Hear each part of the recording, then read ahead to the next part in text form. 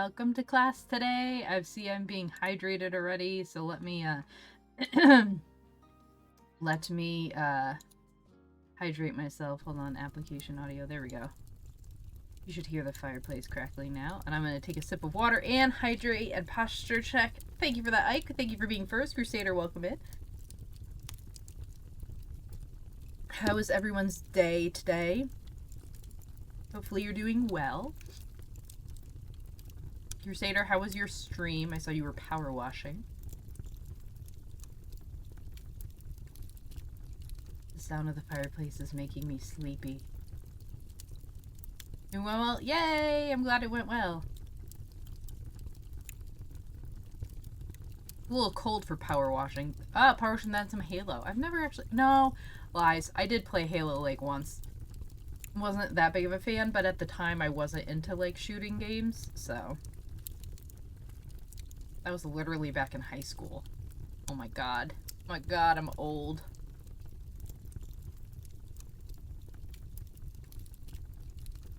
It was like when Red versus Blue was popular. Is that still a thing? Do they still make that?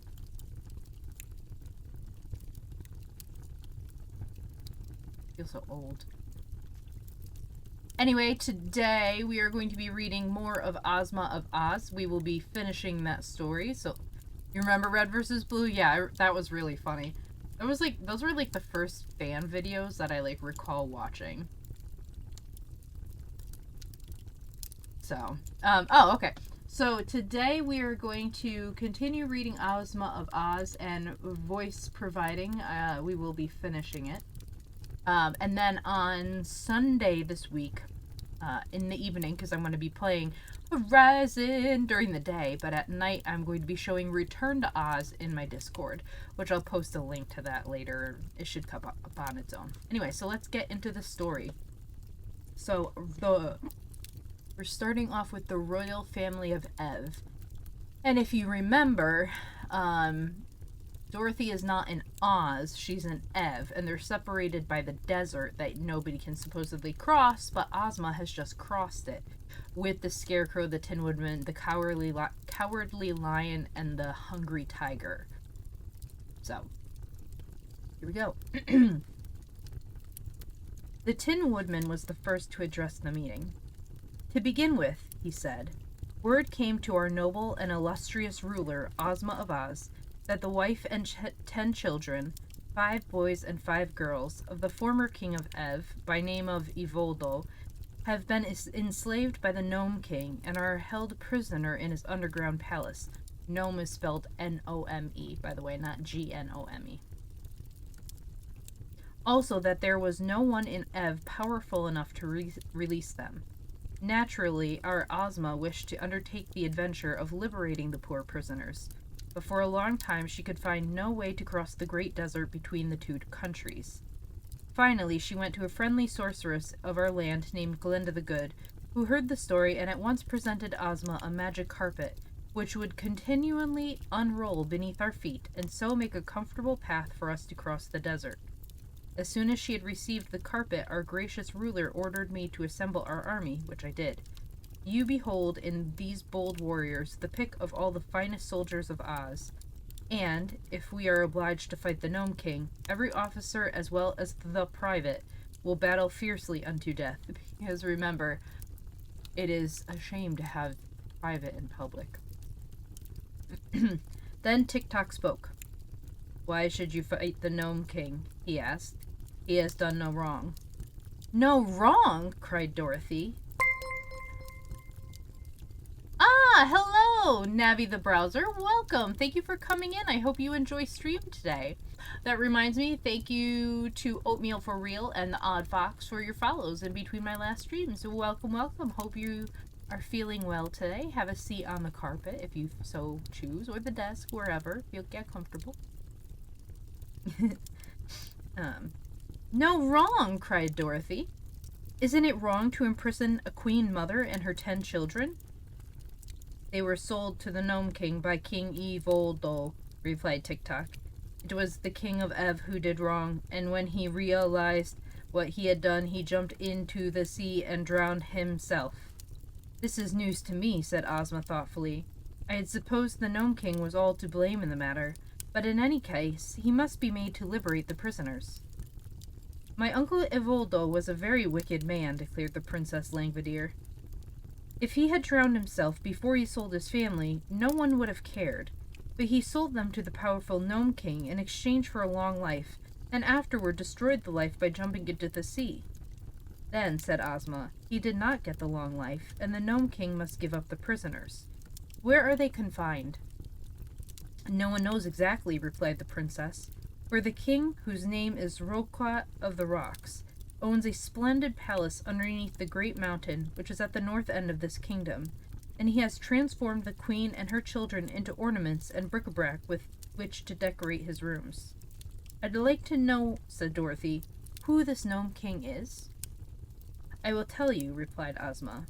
He is said to be the ruler of the underground world, and commands the rocks and all that the rocks contain. Under his rule are many thousands of the gnomes, who are queerly shaped but powerful sprites that labor at the furnaces and forges of their king, making gold and silver and other metals which they conceal in the crevices of the rocks, so that those living upon the earth's surface can only find them with great difficulty. Also they make diamonds and rubies and emeralds, which they hide in the ground, so that the kingdom of the gnomes is wonderfully rich, and all we have of precious stones and silver and gold is what we take from the earth and rocks where the Gnome King has hidden them. I understand, said Dorothy, nodding her little head wisely. For the reason that we often steal his treasures, continued Ozma, the ruler of the underground world is not fond of those who live upon the earth's surface and never appears among us. If we wish to see King Roquat of the Rocks, we must visit his own country, where he is all-powerful, and therefore it will be a dangerous undertaking. Well, I mean, if you're stealing his shit, obviously he's going to be pissed. I would too. But for the sake of the poor prisoners, said Dorothy, we ought to do it. We shall do it, replied the Scarecrow, although it requires a lot of courage for me to go near the furnaces of the Gnome King, for I am only stuffed with straw, and a single spark of fire might destroy me entirely. The furnaces may also melt my tin, said the Tin Woodman, but I am going. I can't bear heat, remarked the Princess Langwidere, yawning lazily, so I shall stay at home. But I wish you may have success in your undertaking, for I am heartily tired of ruling this stupid kingdom, and I need more leisure in which to admire my beautiful heads. We do not need you, said Ozma, for, if with the aid of my brave followers I cannot accomplish my purpose, then it would be useless for you to undertake the journey. Quite true, sighed the princess. So if you'll excuse me, I will now retire to my cabinet. I've worn this head quite a while, and I want to change it for another. When she had left them, and you may be sure no one was sorry to see her go, Ozma said to Tik-Tok, will you join our party? I am the slave of the girl Dorothy, who rescued me from prison, replied the machine. Where she goes, I will go. Oh, I am going with my friends, of course, said Dorothy quickly. I wouldn't miss the fun for anything. Will you go too, Billina? To be sure, said Billina in a careless tone. She was smoothing down the feathers of her back and not paying much attention. Heat is just in her line, remarked the Scarecrow. If she is nicely roasted, she will be better than ever. Then, said Ozma, we will arrange to start for the kingdom of the gnomes at daybreak tomorrow, and in the meantime we will rest and prepare ourselves for the journey. Although Princess Langwidere did not again appear to her guests, the palace servants waited upon the strangers from Oz and did everything in their power to make the party comfortable. There were many vacant rooms at their disposal, and the brave army of 27 was easily provided for and liberally feasted. The cowardly lion and the hungry tiger were unharnessed from the chariot and allowed to roam at will throughout the palace, where they nearly frightened the servants into fits, although they did no harm at all. At one time, Dorothy found the little maid Nanda crouching in terror in a corner, with the hungry tiger standing before her. You certainly look delicious, the beast was saying. Will you kindly give me permission to eat you? No, no, no, cried the maid in reply. Then, said the tiger, yawning frightfully, please to get me about 30 pounds of tenderloin steak, cooked rare, with a peck of boiled potatoes on the side, and 5 gallons of ice cream for dessert. I'll do the best I can, said Nanda, and she ran away as fast as she could go. Are you so very hungry? Asked Dorothy in wonder. You can hardly imagine the size of my appetite, replied the tiger sadly. It seems to fill my whole body, from the end of my throat to the tip of my tail. I am very sure the appetite doesn't fit me, and is too large for the size of my body. Some day, when I meet a dentist with a pair of forceps, I'm going to have it pulled. What, your tooth? Asked Dorothy. No, my appetite, said the hungry tiger. The little girl spent most of the afternoon talking with the Scarecrow and the Tin Woodman, who related to her all that had taken place in the land of Oz since Dorothy had left it. She was much interested in the story of Ozma, who had been, when a baby, stolen by a wicked old witch and transformed into a boy. She did not know that she had ever been a girl until she was restored to her natural form by a kind sorceress. Then it was found that she was the only child of the former ruler of Oz, and was entitled to rule in his place.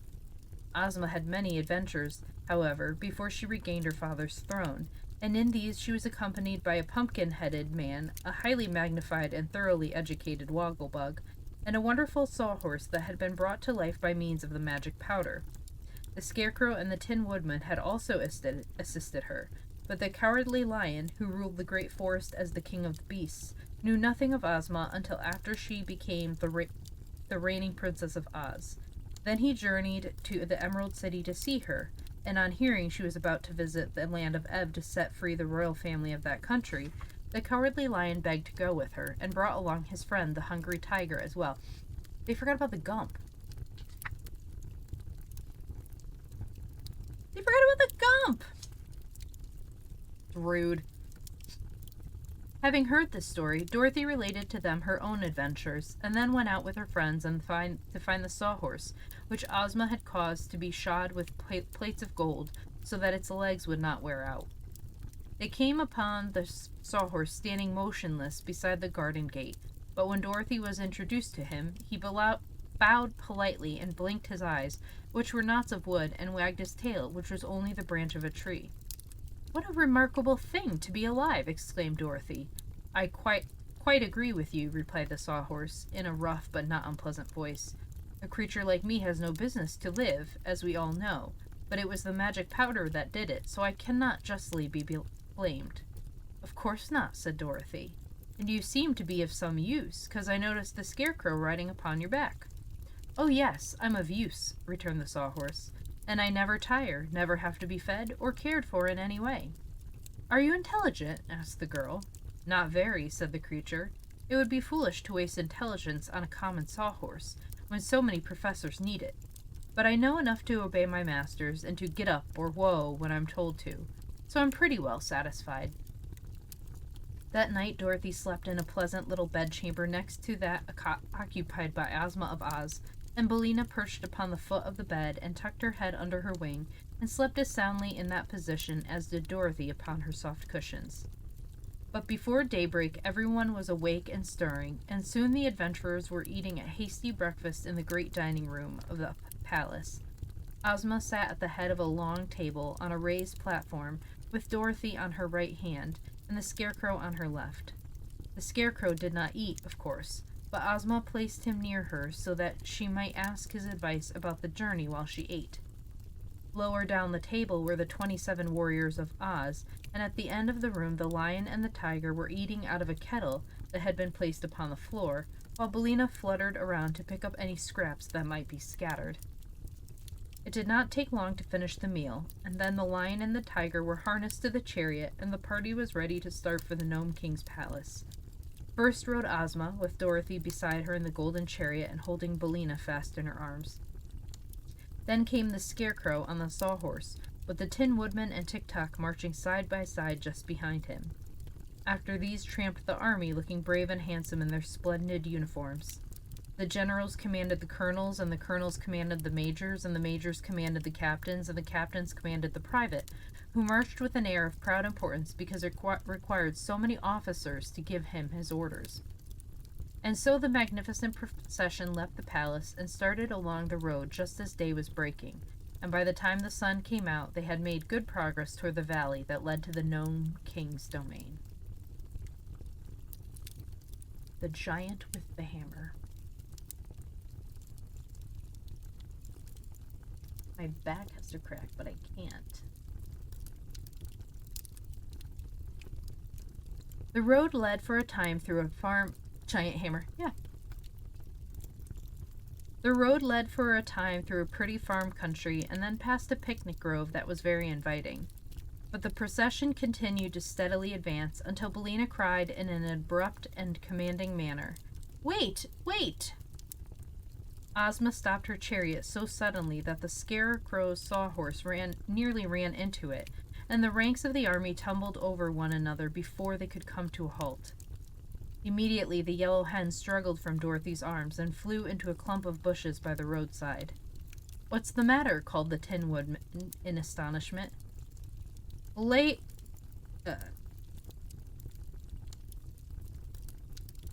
Okay, I just messed up the sentence. "What's the matter?" called the Tin Woodman anxiously. "Why, Billina wants to lay her egg, that's all," said Dorothy.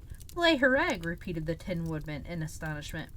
"Yes, she lays one every morning about this time, and it's quite fresh," said the girl. "But does your foolish old hen suppose that this entire cavalcade, which is bound on an important adventure, is going to stand still while she lays her egg?" inquired the Tin Woodman earnestly. "What else can we do?" asked the girl. "It's a habit of Billina's, and she can't break herself of it." "Then she must hurry up," said the Tin Woodman impatiently. "No, no!" exclaimed the Scarecrow. "If she hurries, she may lay scrambled eggs." "That's nonsense," said Dorothy. "But Billina won't be long, I'm sure." So they stood and waited, although all were restless and anxious to proceed, and by the Yellow Hen came from the bushes, saying, "Cook, cook, cook, kadok! Cook, cook, cook, kadok!" Blah, blah. I like your digital sweater. I can see through the internet. That's a good one, blah, blah. "Hello, welcome to class. Thank you for coming in." "What is she doing? Singing her lay?" asked the Scarecrow. "Forward, march!" shouted the Tin Woodman, waving his axe, and the procession started just as Dorothy had once more grabbed Billina in her arms. "Isn't anyone going to get my egg?" cried the hen in great excitement. "I'll get it," said the Scarecrow, and at his command the sawhorse pranced into the bushes. The straw man soon found the egg, which he placed in his jacket pocket. The cavalcade, having moved rapidly on, was even then far in advance, but it did not take the sawhorse long to catch up with it, and presently the Scarecrow was riding in his accustomed place behind Ozma's chariot. "What shall I do with the egg?" he asked Dorothy. "I don't know," the girl answered. "Perhaps the hungry tiger would like it." "It would not be enough to fill one of my back teeth," remarked the tiger. "A bushel of them, hard-boiled, might take a little of the edge off my appetite, but one egg isn't good for anything at all that I know of." "No, it wouldn't even make a sponge cake," said the Scarecrow thoughtfully. "The Tin Woodman might carry it with his axe and hatch it, but after all...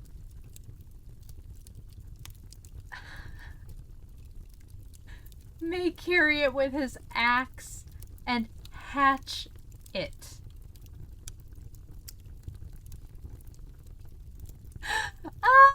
I love it.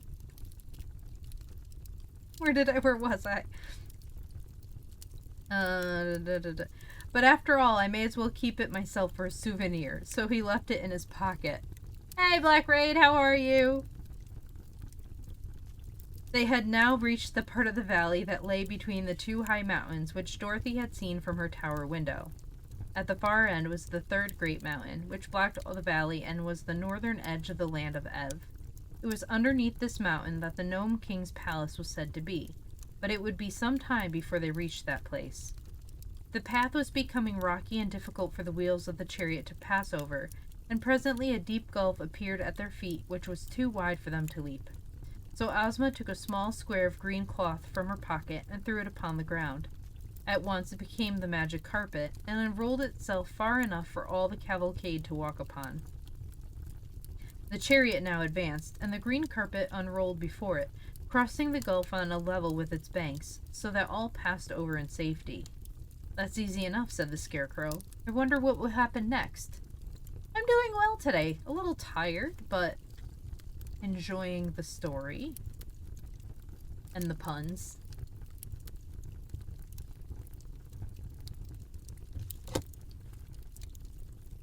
I, need to crack my neck, but it's not happening.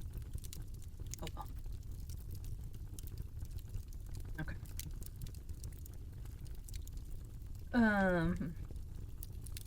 He was not long in making this discovery, for the sides of the mountain came closer together until finally there was but a narrow path between them, along which Ozma and her party were forced to pass in single file. They now heard a low and deep thump, thump, thump, which echoed throughout the valley and seemed to grow louder as they advanced. Then, turning a corner of rock, they saw before them a huge form, which towered above the path for more than 100 feet. The form was that of a gigantic man built out of plates and cast iron, and it stood with one foot on either side of the narrow road, and swung over its right shoulder an immense iron mallet, with which it constantly pounded the earth. These resounding blows explained the thumping sounds they had heard, for the mallet was much bigger than a barrel, and where it struck the path between the rocky sides of the mountain, it filled all the space through which our travelers would be obliged to pass.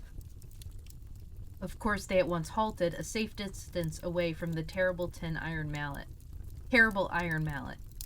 The magic carpet would do them no good in this case, for it was only meant to protect them from any dangers upon the ground beneath their feet, and not from the dangers that appeared in the air above them. "Wow," said the Cowardly Lion with a shudder. "It makes me dreadfully nervous to see that big hammer pounding so near my head. One blow would crush me into a doormat." "The Iron Giant is a fine fellow," said Tik-Tok, "and works as steadily as a clock. He was made for the Gnome King by Smith and Tinker, who made me, and his duty is to keep folks from finding the underground palace.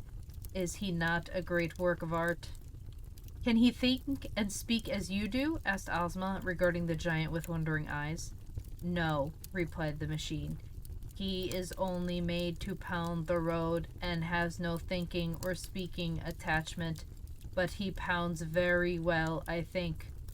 "Too well," observed the Scarecrow. "He is keeping us from going farther. Is there no way to stop his machinery?" "Only the Gnome King, who has the key, can do that," answered Tik-Tok. "Then," said Dorothy anxiously, "what shall we do?" "Excuse me for a few minutes," said the Scarecrow, "and I will think it over." He retired then to a position in the rear, where he turned his painted face to the rocks and began to think. Meantime, the giant continued to raise his iron mallet high in the air and to strike the path terrific blows that echoed through the mountains like the roar of a cannon.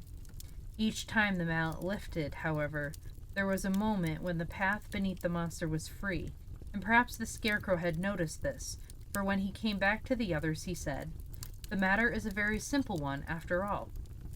We have but to run under the hammer, one at a time, and when it is lifted and passed to the other side before it falls again." "It will require quick work if we escape the blow," said the Tin Woodman, with a shake of his head. "But it really seems the only thing to be done. Who will make the first attempt?" They looked at one another hesitatingly for a moment. Then the Cowardly Lion, who was trembling like a leaf in the wind, said to them, "I suppose the head of the procession must go first, and that's me. But I'm terribly afraid of that big hammer." "What will become of me?" asked Ozma. "You might rush under the hammer yourself, but the chariot would surely be crushed." "We must leave the chariot," said the Scarecrow. "But you two girls can ride upon the backs of the lion and the tiger." So this was decided upon, and Ozma, as soon as the lion was unfastened from the chariot, at once mounted the beast's back and said she was ready. "Cling fast to his mane," advised Dorothy.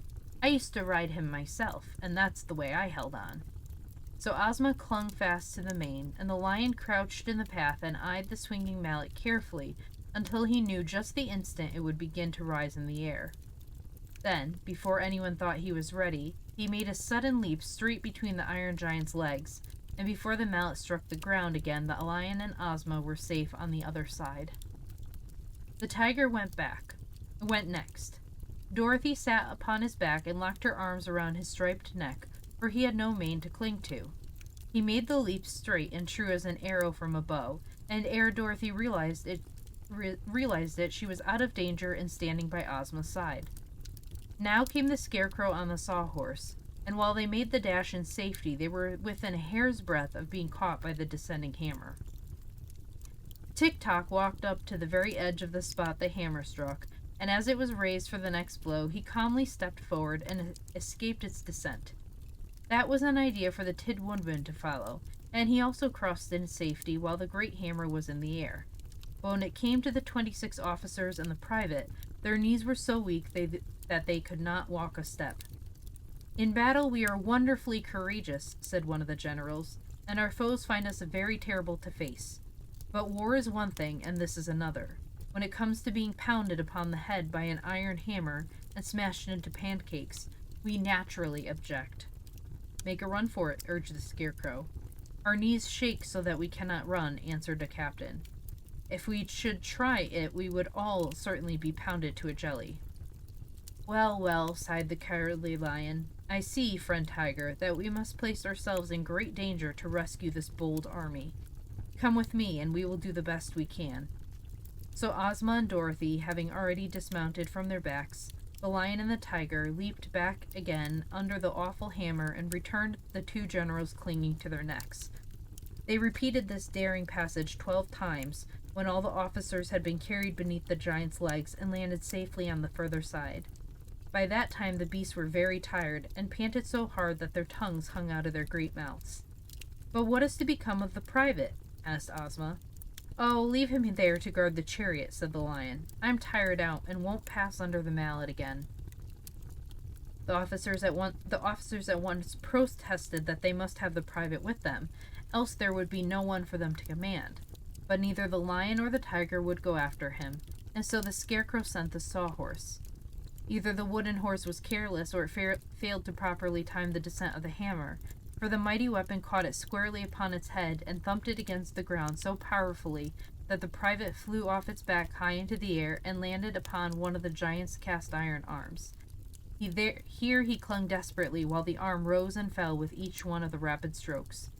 The Scarecrow dashed in to rescue his Sawhorse and had his left foot smashed by the hammer before he could pull the creature out of danger. Then they found that the Sawhorse had been badly dazed by the blow, for while the hard wooden knot of which his head was formed could not be crushed by the hammer, both his ears were broken off, and he would be unable to hear a sound until some new ones were made for him. Also his left knee was cracked, and had to be bound up with a string. Billina having fluttered under the hammer, it now remained only to rescue the private who was riding upon the iron giant's arm high in the air. The Scarecrow lay flat upon the ground and called to the man to jump down upon his body, which was soft because it was stuffed with straw.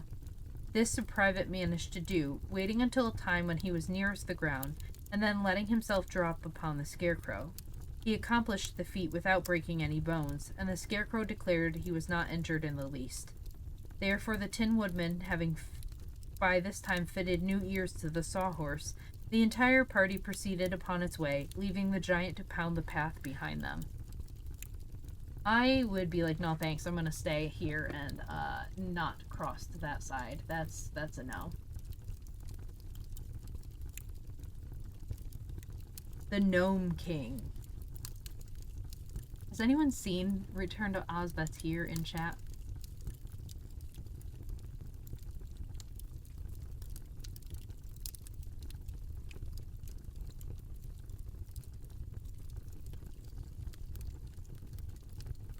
I have not.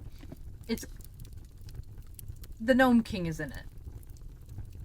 So let's see what he looks like according to the book here. By and by, when they drew near to the mountain that blocked their path and which was the furthermost edge of the kingdom of Ev, the way grew dark and gloomy for the reason that the high peaks on either side shut out the sunshine. And it was very, very silent too, as there were no birds to sing or squirrels to chatter, the trees being left far behind them, and only the bare rocks remaining. Ozma and Dorothy were a little awed by the silence, and all the others were quiet and grave except the Sawhorse, which, as it trotted along with the Scarecrow upon his back, hummed a queer song, of which this was the chorus. Hello, Franner. Welcome in. Thank you for the first time chat. How are you? I hope you're doing well. Have a seat on the carpet with the others, or you can sit at your desk if you'd like. Just get comfortable.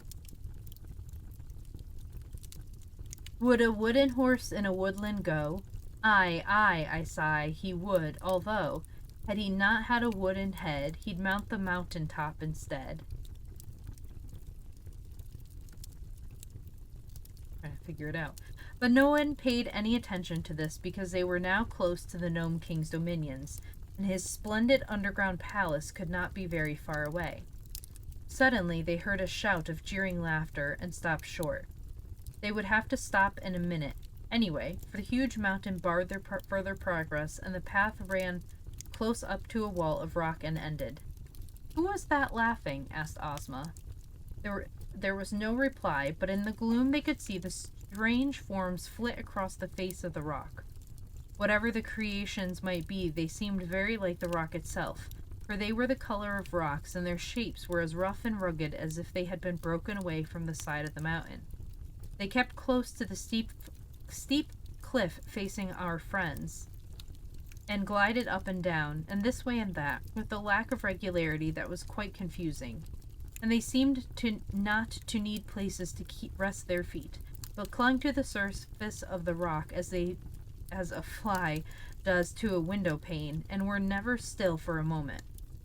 "Do not mind them," said Tick-Tock, as Dorothy shrank back. "They are only the gnomes." "What are gnomes?" asked the girl, half frightened. "They are rock fairies, and serve the Gnome King," replied the machine. "But they will do us no harm. You must call for the king, because without him you can never find the entrance to the palace." "You call," said Dorothy to Ozma. Just then the gnomes laughed again, and the sound was so weird and disheartening that the 26 officers commanded the private to right about face, and they all started to run as fast as they could. "Ah, Matsu! Welcome, Matsu, my dear librarian. How are you today? Did you finish reading Christmas Carol?"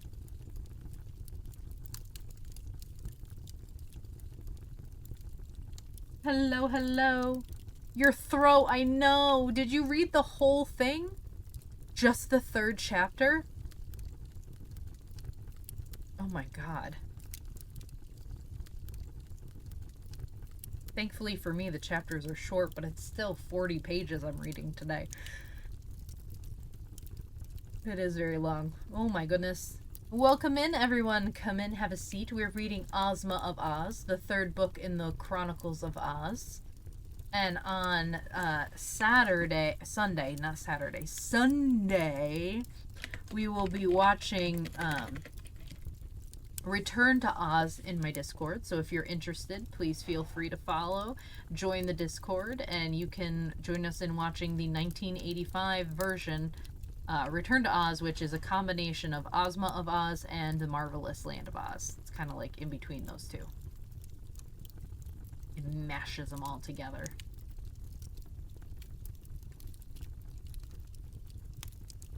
Let me take a sip of my tea. I didn't get coffee today, and now I kind of regret it because I'm tired. But the tea is good. It's a holiday blend, spiced black tea, and I put honey in it. It's pretty tasty. And it's chocolatey tasting too, now that I think about it. It's interesting. It is pretty good. I like it. It would taste good as a latte too. The Tin Woodman had at once pursued his army and cried, "Halt!" And when they had stopped their flight, he asked, "Where are you going?" I find I've forgotten the brush for my whiskers," said a general, trembling with fear.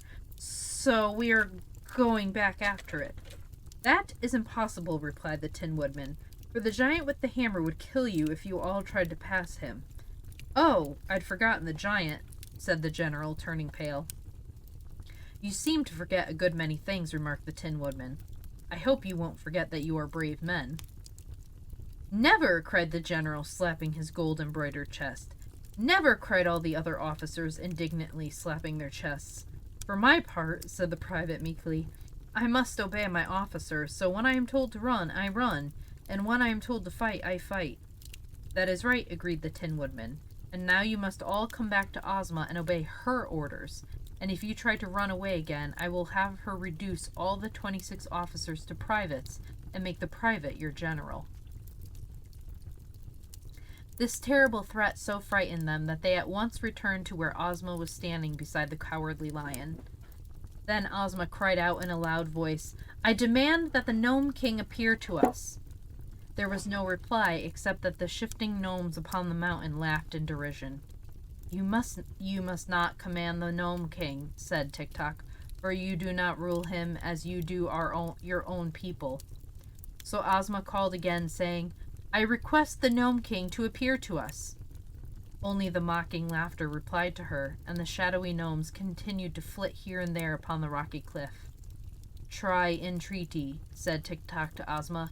If he will not come at your request, then the Gnome King may listen to your pleading. Ozma looked around her proudly. Do you wish your ruler to plead with this wicked Gnome King? She asked. Shall Ozma of Oz humble herself to a creature who lives in an underground kingdom? No, they all shouted with big voices, and the Scarecrow added, If he will not come, we will dig him out of his hole like a fox and conquer his stubbornness. But our sweet little ruler must always maintain her dignity, just as I maintain mine. I am not afraid to plead with him, said Dorothy. I'm only a little girl from Kansas, and we've got more dignity at home than we know what to do with. I'll call the Gnome King. Do, said the Hungry Tiger, and if he makes hash of you, I'll willingly eat you for breakfast tomorrow morning. So Dorothy stepped forward and said, Please, Mr. Gnome King, come here and see us. The gnomes started to laugh again, but a low growl came from the mountain, and in a flash they had all vanished from sight and were silent. Then a door in the rock opened, and a voice cried, Enter! Isn't it a trick? Asked the Tin Woodman. Never mind, replied Ozma.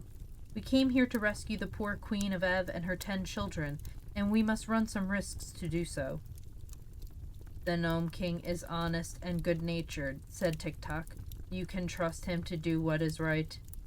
So Ozma led the way, hand in hand with Dorothy, and they passed through the arched doorway of rock and entered a long passage which was lighted by jewels set in the walls and having lamps behind them.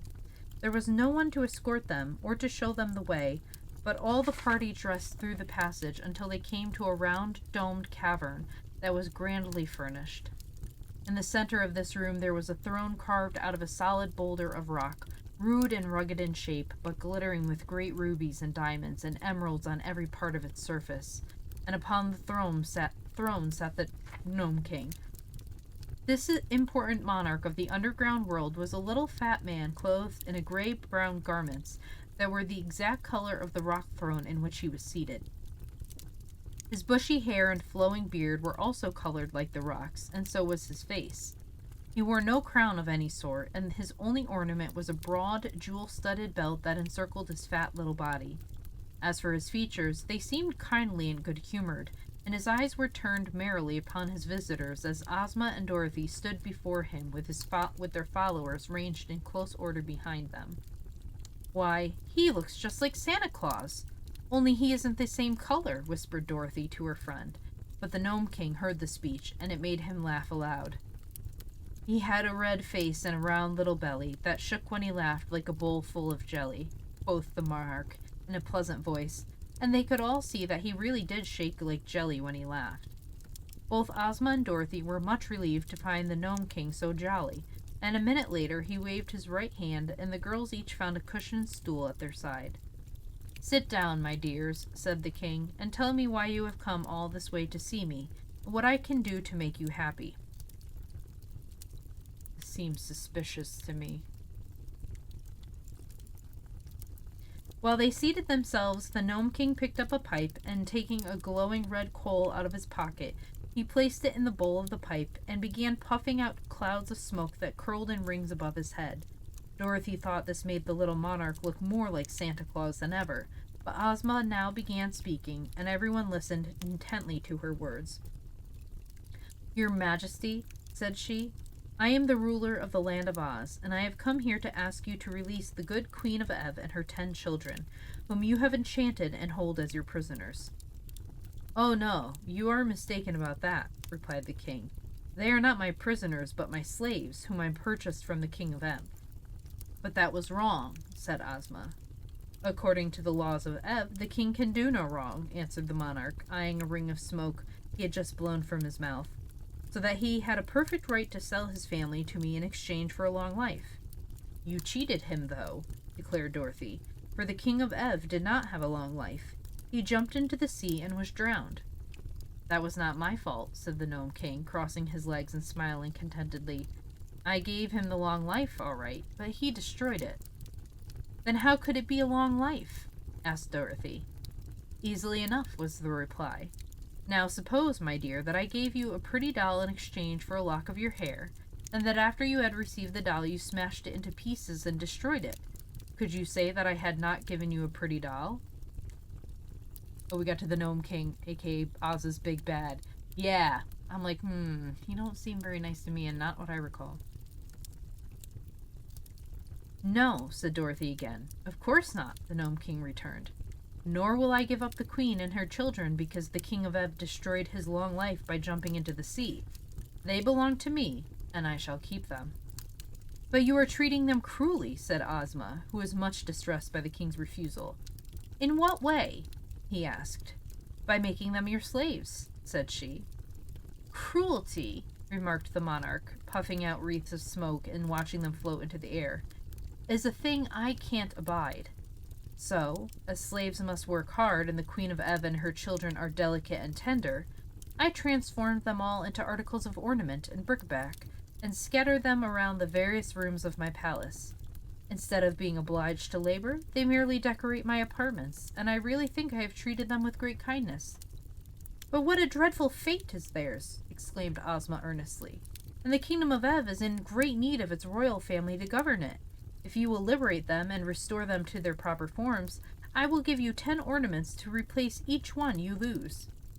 The Gnome King looked grave. "Suppose I refuse?" he asked. "Then," said Ozma firmly, "I am here with my friends and my army to conquer your kingdom and oblige you to obey my wishes." The Gnome King laughed until he choked. And he choked until he coughed. And he coughed until his face turned from grayish-brown to bright red. And then he wiped his eyes with a rock-colored handkerchief and grew grave again. "You are as brave as you are pretty, my dear," he said to Ozma. "But you have little idea of the extent of the task you have undertaken. Come with me for a moment." "You're a little late for story time, Lunacy." "Yes, Lunacy. But that's okay. Welcome in. Thank you for coming in. Have a seat." We are reading Ozma of Oz, and we have just met the Gnome King. That's okay. Recap. They all talked. They passed through the mountain with the giant with the hammer and got underneath him, and now we have met the Gnome King. Oh, still a good amount. Yeah, there's still quite a bit of this. There's still like 430 something pages left of the story. We've only read like literally 12, so you haven't missed very much, Luna. Okay. So the Gnome King looks like a gray-colored Santa, but he is not nice.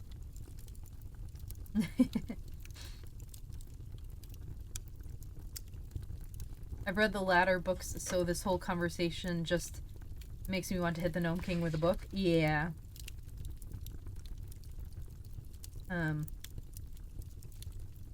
But you have a little... Come with me for a moment. He arose and took Ozma's hand, leading her to a little door at one side of the room.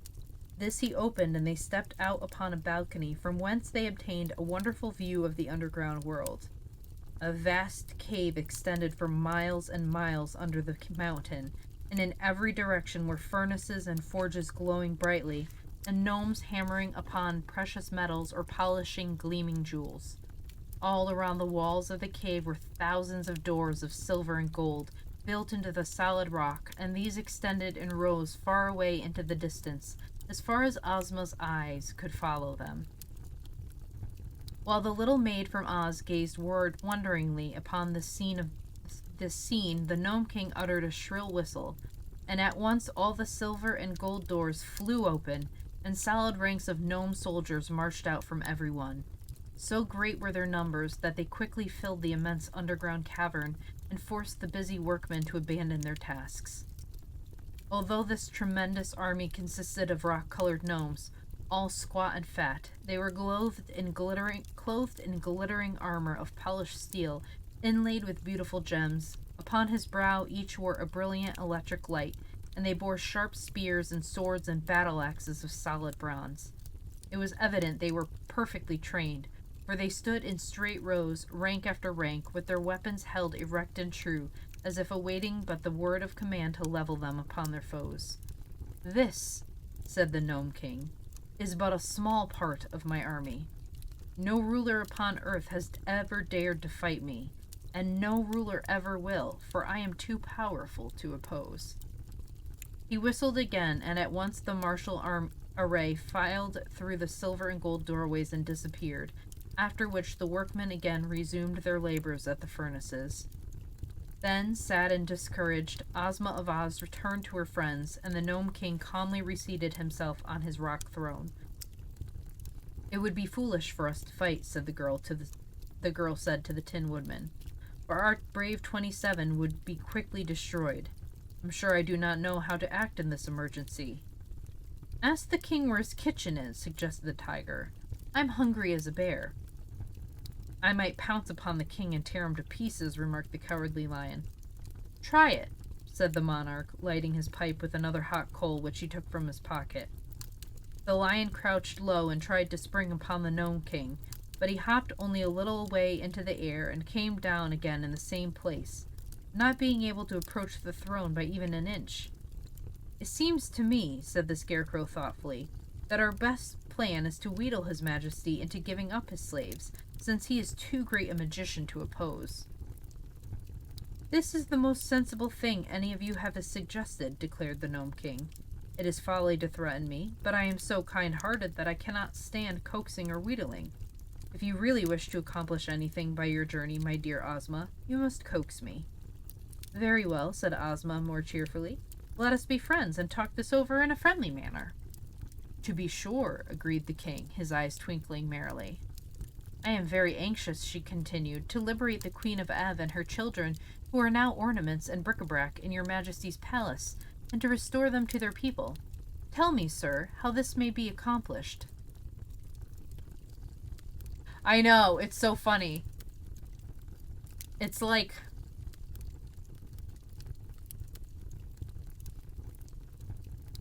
I'm trying to think of what to describe him as.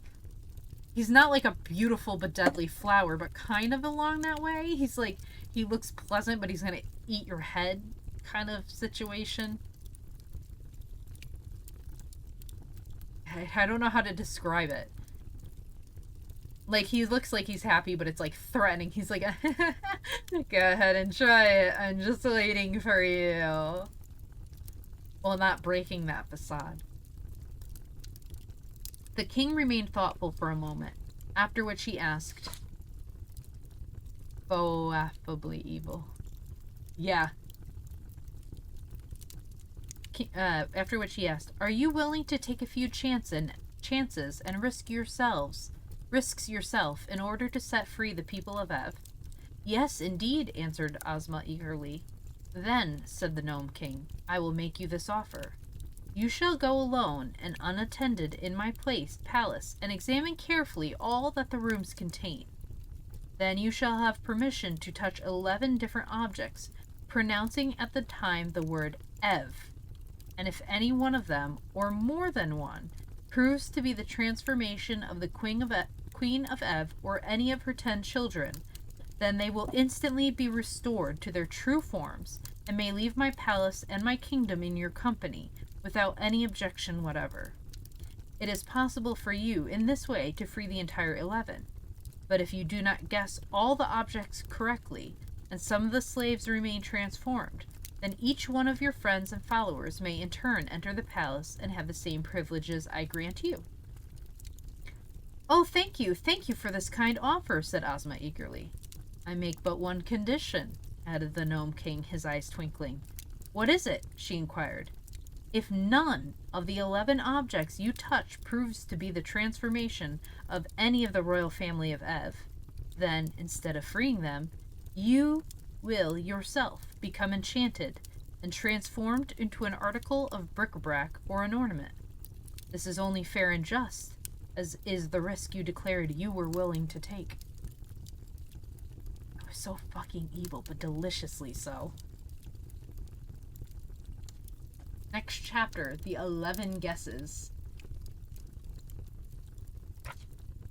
Hearing this condition imposed by the Gnome King, Ozma became silent and thoughtful, and all her friends looked at her uneasily. "Don't you do it!" exclaimed Dorothy. "If you guess wrong, you will be enslaved yourself." "But I shall have 11 guesses," answered Ozma. "Surely I ought to guess one object in 11 correctly, and if I do, I shall rescue one of the royal family and be safe myself. Then the rest of you may attempt it, and soon we shall free all those who are enslaved." "What if we fail?" inquired the Scarecrow. "I'd look nice as a piece of bric-a-brac, wouldn't I?" "We must not fail," cried Ozma courageously. "Having come all this distance to free these poor people, it would be weak and cowardly in us to abandon the adventure. Therefore I will accept the Gnome King's offer and go at once into the royal palace." "Come along then, my dear," said the king, climbing down from his throne with some difficulty, because he was so fat. "I'll show you the way." He approached a wall of the cave and waved his hand. Instantly an opening appeared, through which Ozma, after a smiling farewell to her friends, boldly passed. She found herself in a splendid hall that was more beautiful and grand than anything she had ever beheld. The ceilings were composed of great arches that rose far above her head, and all the walls and floors were of polished marble exquisitely tinted in many colors. Thick velvet carpets were on the floor, and heavy silken draperies covered the arches leading to the various rooms of the palace. The furniture was made of rare old woods, richly carved and covered with delicate satins, and the entire palace was lighted by a mysterious rosy glow that seemed to come from no particular place, but flooded each apartment with its soft and pleasing radiance. Ozma passed from one room to another, greatly delighted by all she saw. The lovely palace had no other occupant, for the Gnome King had left her at the entrance, which closed behind her, and in all the magnificent rooms there appeared to be no other person. Upon the mantels and on many shelves and brackets and tables were clustered ornaments of every description, seemingly made out of all sorts of metals, glass, china, stones, and marbles.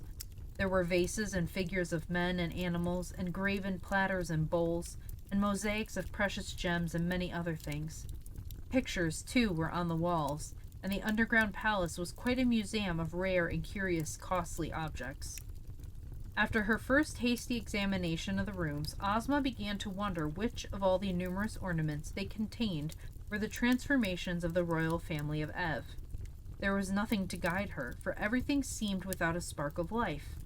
So she must guess blindly, and for the first time the girl came to realize how dangerous was her task, and how likely she was to lose her own freedom in striving to free others from the bondage of the Gnome King.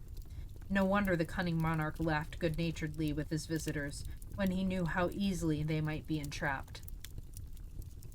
But, Ozma having undertaken the venture would not abandon it. She looked at a silver candelabra that had 10 branches, and thought, "This may be the Queen of Ev and her 10 children." So she touched it and uttered aloud the word Ev, as the Gnome King had instructed her to do when she guessed. But the candelabra remained as it was before. Then she wandered into another room and touched a china lamp, thinking it might be one of the children she sought. But again she was unsuccessful.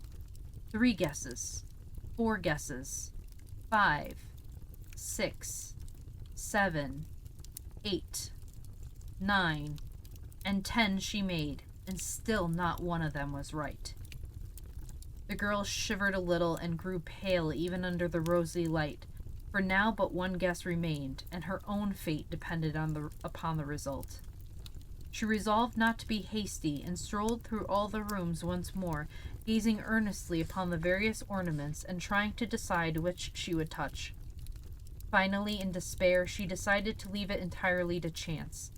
She faced the doorway of a room, shut her eyes tightly, and then, thrusting aside the heavy draperies, she advanced blindly with her right arm outstretched before her. Slowly, softly, she crept forward until her hand came in contact with an object upon a small round table. She did not know what it was, but in a low voice, she pronounced the word, Ev. The rooms were quite empty of life after that. The Gnome King had gained a new ornament. For upon the edge of the table rested a pretty grasshopper that had seemed to have been formed from a single emerald. It was all that remained of Ozma of Oz. In the throne room just beyond the palace, the Gnome King suddenly looked up and smiled. "Next!" he said in his pleasant voice. Dorothy, the Scarecrow, and the Tin Woodman, who had been sitting in anxious silence, each gave a start of dismay and stared into one another's eyes. "Has she failed?" asked Tik-Tok. "So it seems," answered the little monarch cheerfully. "But that is no reason one of you should not succeed. The next may have 12 guesses, instead of 11, for there are now 12 persons transformed into ornaments. Well, well, which one of you goes next?" "I'll go," said Dorothy. "Not so," replied the Tin Woodman. "As commander of Ozma's army, it is my privilege to follow her and attempt her rescue." "Away you go, then," said the Scarecrow. "But be careful, old friend." "I will," promised the Tin Woodman. And then he followed the Gnome King to the entrance to the palace, and the rock closed behind him.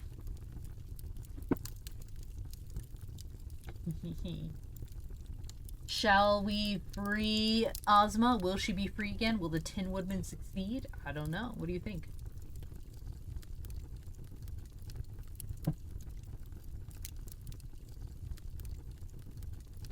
I remember being freaked out by this part of the movie. I guess fail? I know. Matsu knows. Let's find out. The Gnome King laughs. In a moment, the king returned to his throne and relighted his pipe, and the rest of the little band of adventurers settled themselves for another long wait. They were greatly disheartened by the failure of their girl ruler, and the knowledge that she was now an ornament in the Gnome King's palace, a dreadful, creepy place in spite of all its magnificence.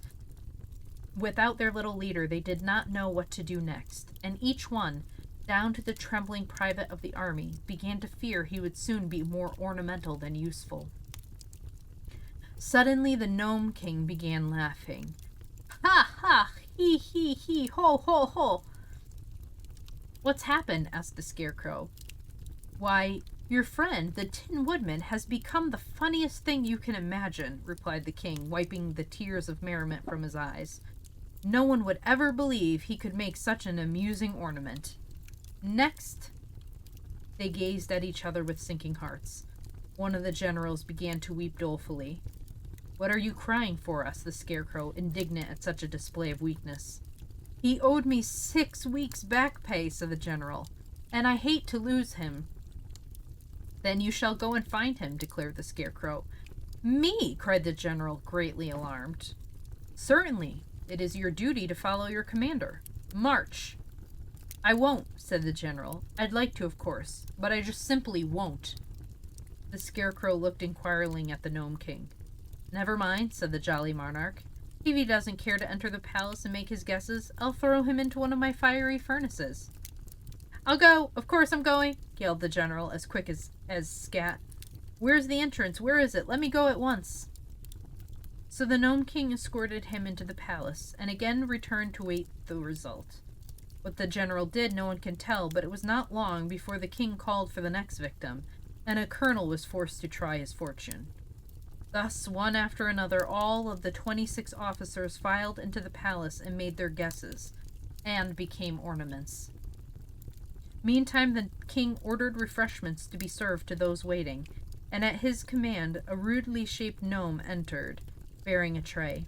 This gnome was not unlike the others that Dorothy had seen, but he wore a heavy gold chain around his neck to show that he was the chief steward of the Gnome King, and he assumed an air of much importance, and even told His Majesty not to eat too much cake late at night, or he would be ill. Dorothy, however, was hungry, and she was not afraid of being ill, so she ate several cakes and found them good, and also drank a cup of excellent coffee made of richly flavored clay, browned in the furnaces, and then ground fine, and found it most refreshing and not at all muddy. I love coffee so much, I would try it. Of all the party which had started upon this adventure, the little Kansas girl was now left alone with the Scarecrow, Tick-Tock, and the Private for counselors and companions. Of course, the Cowardly Lion and the Hungry Tiger were still there, but they, having also eaten some of the cakes, had gone to sleep at one side of the cave, while upon the other side stood the Sawhorse, motionless and silent, as became a mere thing of wood. Billina had quietly walked around and picked up the crumbs of the cake which had been scattered, and now, as it was long after bedtime, she tried to find some dark place in which to go to sleep. Presently the hen espied a hollow underneath the king's rocky throne, and crept into it unnoticed. She could still hear the chattering of those around her, but it was almost dark underneath the throne, so that soon she had fallen asleep. Fallen fast asleep. "Next!" called the king, and the private, whose turn it was to enter the fatal palace, shook hands with Dorothy and the Scarecrow and bade them a sorrowful goodbye, and passed through the rocky portal. They waited a long time, for the private was in no hurry to become an ornament, and made his guesses very slowly. The Gnome King, who seemed to know, by some magical power, all that took place in his beautiful rooms of his palace, grew impatient finally, and declared he would sit up no longer. "I love ornaments," said he, "but I can wait until tomorrow to get more of them. So, as soon as that stupid private is transformed, we will all go to bed and leave the job to be finished in the morning." "Is it so very late?" asked Dorothy. "Why, it is after midnight," said the king, "and that strikes me as being late enough.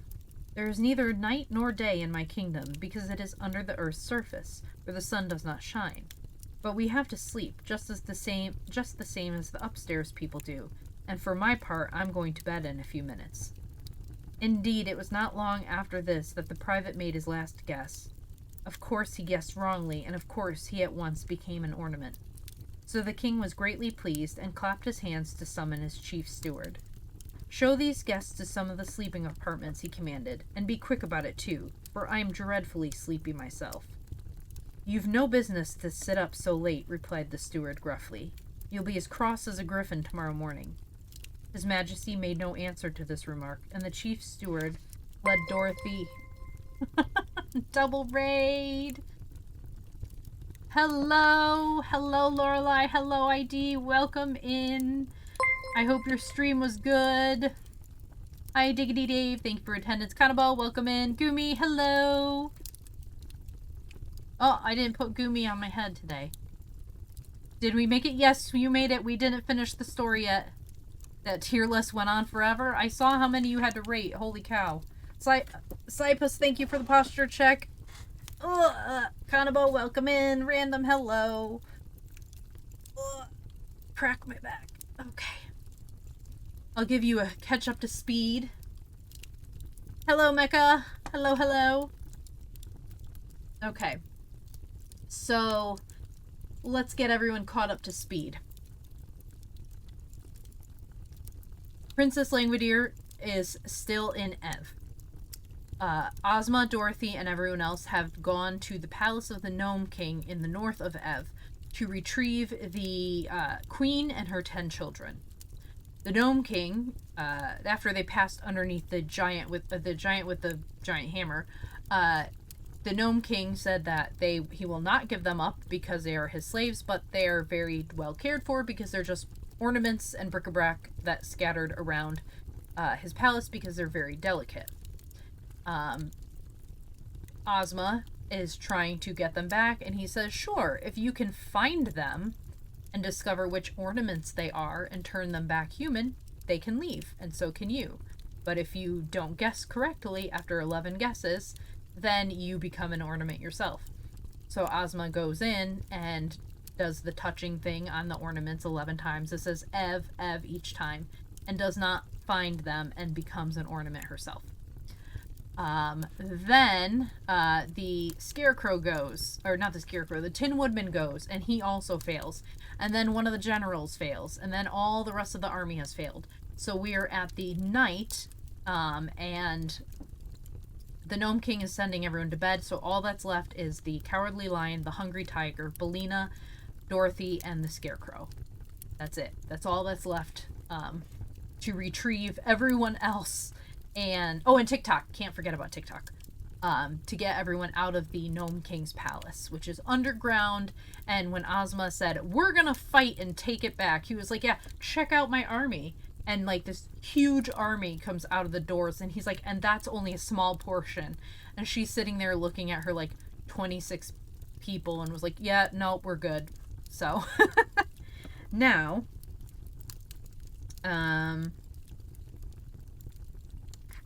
where we were right here. Okay, Cross is a griffin. We're finishing the Gnome King last chapter. So settle in, everyone, get comfy. Hopefully you hear the crackling of the fire well. I just turned mine down way too quiet by accident. Didn't mean to do that. So here we go. His Majesty made no answer to this remark, and the chief steward led Dorothy through another doorway into a long hall from which several plain but comfortable sleeping rooms opened. The little girl was given the first room, and the Scarecrow and Tick-Tock the next, although they never slept, and the Lion and the Tiger the third. The Sawhorse hobbled after the steward into a fourth room to stand stiffly in the center of it until morning.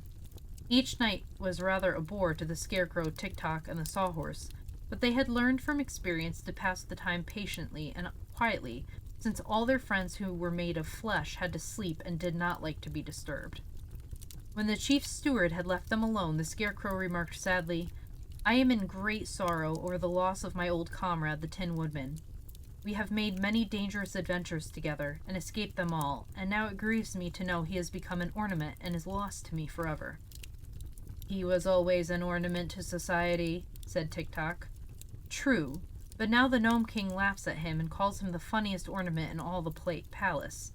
It will hurt my poor friend's pride to be laughed at," continued the Scarecrow sadly. "We will make rather absurd ornaments ourselves tomorrow," observed the machine in his monotonous voice. Just then Dorothy ran into their room in a state of great anxiety, crying, "Where's Billina? Have you seen Billina? Is she here?" "No," answered the Scarecrow. "Then what has become of her?" asked the girl. "Why, I thought she was with you," said the Scarecrow. "Yet I do not remember seeing the Yellow Hen since she picked up the crumbs of cake." "You must have left her in the room where the king's throne is," decided Billina, and at once she turned and ran down the hall to the door through which they had entered. But it was fast closed and locked on the other side, and the heavy slab of rock proved to be so thick that no sound could pass through it, so Dorothy was forced to return to her chamber. The Cowardly Lion stuck his head into her room to try to console the girl for the loss of her feathered friend. "The Yellow Hen is well able to take care of herself," said he, "so don't worry about her, but try to get all the sleep you can. It has been a long and weary day, and you need rest." "I'll probably get lots of rest tomorrow, when I become an ornament," said Dorothy sleepily. But she lay down upon her couch, nevertheless, and in spite of all her worries, was soon in the land of dreams. Dorothy tries to be brave. Meantime, the chief steward had returned to the throne room, where he said to the king, "You are a fool to waste so much time upon these people." "What?" cried his Majesty in so enraged a voice that it awoke Billina, who was asleep under his throne. "How dare you call me a fool?" "Because I like to speak the truth," said the steward. "Why didn't you enchant them all at once, instead of allowing them to go one by one into the palace, and guess which ornaments are the Queen of Ev and her children?" "Why, you stupid rascal, it is more fun this way," returned the king, "and it serves to keep me amused for a long time." "But suppose some of them happen to guess right," persisted the steward. "Then you would lose your old ornaments and these new ones, too." "There is no chance of their guessing right," replied the monarch, with a laugh. "How could they know that the Queen of Ev and her family are all ornaments of a royal purple color?" But there are no other purple ornaments in the palace, said the steward. There are many other colors, however, and the purple ones are scattered throughout the rooms, and are of many different shapes and sizes. Take from my word for it, steward, they will never think of choosing the purple ornaments. Billina, squatting under the throne, had listened carefully to all this talk, and now chuckled softly to herself as she heard the king disclose his secret. Still, you are acting foolishly by running the chance, continued the steward roughly. And it is still more foolish of you to transform all those people from Oz into green ornaments. I did that because they came from the Emerald City, replied the king, and I had no green ornaments in my collection until now. I think they will look quite pretty mixed with the others, don't you? The steward gave an angry grunt. Never underestimate the chicken. Yeah, chickens are very smart and vicious. They're not nice. They're literally small dinosaurs. So, don't underestimate them. Don't turn your backs on a chicken.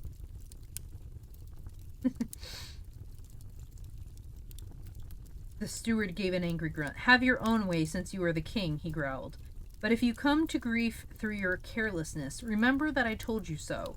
If I wore the magic belt that enables you to work all your transformations and give you so much of other power, I am sure I would make a wiser and better king than you are. Oh, cease your tiresome chatter, commanded the king, getting angry again. Because you are my chief steward and you have an idea, you can scold me as much as you please. But the very next time you become impudent, I will send you to work in the furnaces and get another gnome to fill your place. Now follow me to my chamber, for I am going to bed, and see that I am awakened early tomorrow morning. I want to enjoy the fun of transforming the rest of these people into ornaments. What color will I make the Kansas girl? Will you make the Kansas girl? Asked the steward. Gray, I think, said His Majesty. And the Scarecrow and the Machine Man? Oh, they shall be of solid gold, because they are so ugly in real life. Solid gold? Ugly? Then the voices died away, and Billina knew that the king and his steward had left the room. She fixed up some of her tail feathers that were not straight, and then tucked her head under her wing again and went to sleep. In the morning, Dorothy and the lion and tiger were given their breakfast in their rooms, and afterward joined the king in his throne room. The tiger complained bitterly that he was half-starved and begged to go into the palace and become an ornament so that he would no longer suffer the pangs of hunger. Haven't you had your breakfast? Asked the Gnome King. Oh, I had just a bite, replied the beast. But what good is a bite to a hungry tiger? Hey, Annie-Vet, welcome in. He ate 17 bowls of porridge, a platter full of fried sausages, 11 loaves of bread, and 21 mince pies, said the steward. What more do you want? Demanded the tiger. A fat baby. I want a fat baby, said the hungry tiger. A nice, plump, juicy, tender, fat baby. But of course, if I had one, my conscience would not allow me to eat it. So I will have to be an ornament and forget my hunger. I love the tiger. Impossible, exclaimed the king. I'll have no clumsy beasts enter my palace to overturn and break all my pretty knickknacks. And when the rest of your friends are transformed, you can return to the upper world and go about your business. As for that, we have no business when our friends are gone, said the lion. So we do not care much what becomes of us. Dorothy begged to be allowed to go first into the palace, but Tik-Tok firmly maintained that the slaves should face danger before the mistress. The Scarecrow agreed with him in that, so the Gnome King opened the door for the Machine Man, who tramped into the palace to meet his fate. Then His Majesty returned to his throne and puffed his pipe so contentedly that a small cloud of smoke formed above his head. By and by, he said, I'm sorry there are so few of you left. Very soon now, my fun will be over, and then for amusement I shall have nothing to do but admire my new ornaments. It seems to me, said Dorothy, that you are not so honest as you pretend to be. How's that? Asked the king. Saying hearing this is making you hungry? What, hearing about fat babies is making you hungry? Any of that. Come now. That's a little, concerning. Although I'm craving congee. I think I'm gonna make that after this. Kind of hungry too. But not for fat babies. Why, you made us think it would be easy to guess what ornaments the people of Ev were changed into. It is easy, declared the monarch, if one is a good guesser. But it appears that the members of your party are all poor guessers. What is Tik-Tok doing now? Asked the girl uneasily. Nothing, replied the king with a frown. He is standing perfectly still in the middle of a room. Oh, I expect he's run down, said Dorothy. I forgot to wind him up this morning. How many guesses has he made? Oh, the food the tiger ate. Goodness, well, I'm not...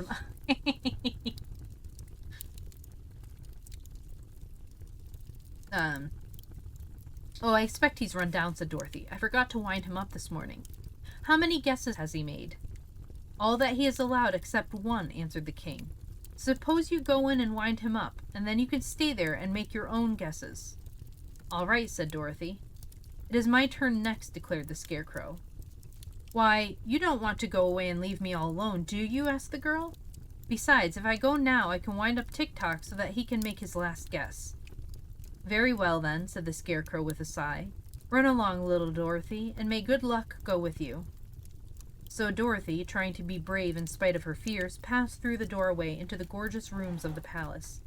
The stillness of the place awed her at first, and the child drew short breaths and pressed her hand to her heart and looked all around with wondering eyes. Yes, it was a beautiful place, but enchantments lurked in every nook and corner. She had not yet grown accustomed to the wizardries of these fairy countries, so different from the quiet and sensible commonplaces of her own native land. Slowly she passed through several rooms until she came upon Tik-Tok, standing motionless. It really seemed, then, that she had found a friend in this mysterious palace, so she hastened to wind up the machine man's action and speech and thoughts. Thank you, Dorothy, were his first words. I have now one more guess to make. Oh, be very careful, Tik-Tok, won't you? Cried the girl. Yes, but the Gnome King has us in his power, and he has set a trap for us. I fear we are lost, he answered. I fear so too, said Dorothy sadly.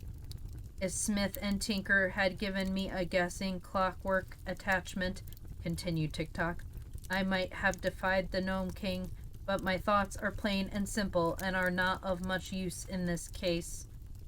Do the best you can, said Dorothy encouragingly, and if you fail, I will watch and see what shape you are changed into. So Tik-Tok touched a yellow glass vase that had daisies painted on one side, and he spoke at the same time the word Ev. In a flash, the machine man had disappeared, and although the girl looked in every direction, she could not tell which of the many ornaments the room contained had a moment before been her faithful friend and servant. All she could do was to accept the hopeless task set to her, and make her guesses and abide by the result. It can't hurt very much, she thought, for I haven't heard any of them scream or cry out, not even the poor officers. Dear me, I wonder if Uncle Henry or Aunt Em will ever know I have become an ornament in the Gnome King's palace, and must stand forever and ever in one place and look pretty, except when I move to be dusted. It isn't the way I thought I'd turn out at all, but I suppose it can't be helped. She walked through all the rooms once more and examined with care all the objects they contained. But there were so many they bewildered her, and she decided after all, as Ozma had done, that it could be only guesswork at the best, and that the chances were much against her guessing aright. Timidly she touched an alabaster bowl and said, Ev. That's one failure, anyhow, she thought. But how am I to know which thing is enchanted and which is not? Next she touched the image of a purple kitten that stood on the corner of a mantel, and as she pronounced the word Ev, the kitten disappeared, and a pretty fair-haired boy stood beside her. At the same time, a bell rang somewhere in the distance, and as Dorothy started back, partly in surprise and partly in joy, the little one exclaimed, Where am I? And who are you? And what has happened to me? Well, I declare, said Dorothy, I've really done it. Done what? Asked the boy. Saved myself from being an ornament, replied the girl with a laugh, and saved you from being forever a purple kitten. A purple kitten, he repeated. There is no such thing. I know, she answered, but there was a minute ago. Don't you remember standing on a corner of the mantel? Of course not. I am a Prince of Ev, and my name is Evring, the little one announced proudly. But my father, the king, sold my mother and all her children to the cruel ruler of the gnomes, and after that I remember nothing at all. A purple kitten can't be expected to remember everything, said Dorothy. But now you are yourself again, and I'm going to try to save some of your brothers and sisters. Perhaps your mother as well, so come with me. She seized the child's hand and eagerly hurried here and there, trying to decide which object to choose next. The third guess was another failure, and so was the fourth and the fifth.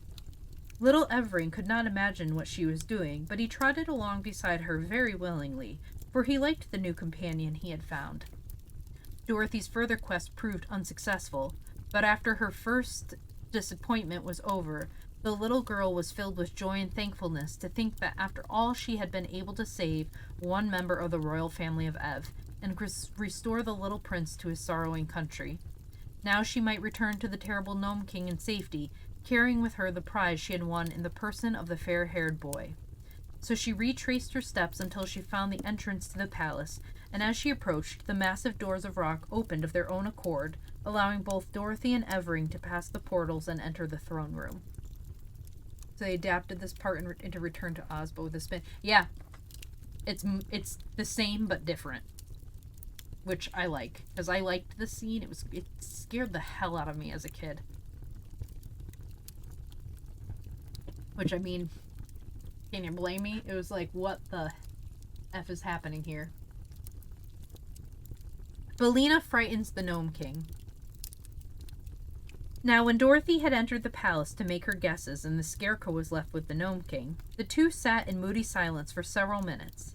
Then a monarch exclaimed in a tone of satisfaction, "Very good." "Who is very good?" asked the Scarecrow. "The Machine Man. He won't need to be wound up any more, for he has now become a very neat ornament. Very neat indeed." "How about Dorothy?" the Scarecrow inquired. "Oh, she will begin to guess pretty soon," said the king cheerfully. "And then she will join my collection, and it will be your turn." The good Scarecrow was much distressed by the thought that his little friend was about to suffer the fate of Ozma and the rest of their party. But while he sat in gloomy reverie, a shrill voice suddenly cried, "K-k-k-k-dok! K-k-k-k-dok!" The Gnome King nearly jumped off his seat, he was so startled. "Good gracious, what's that?" he yelled.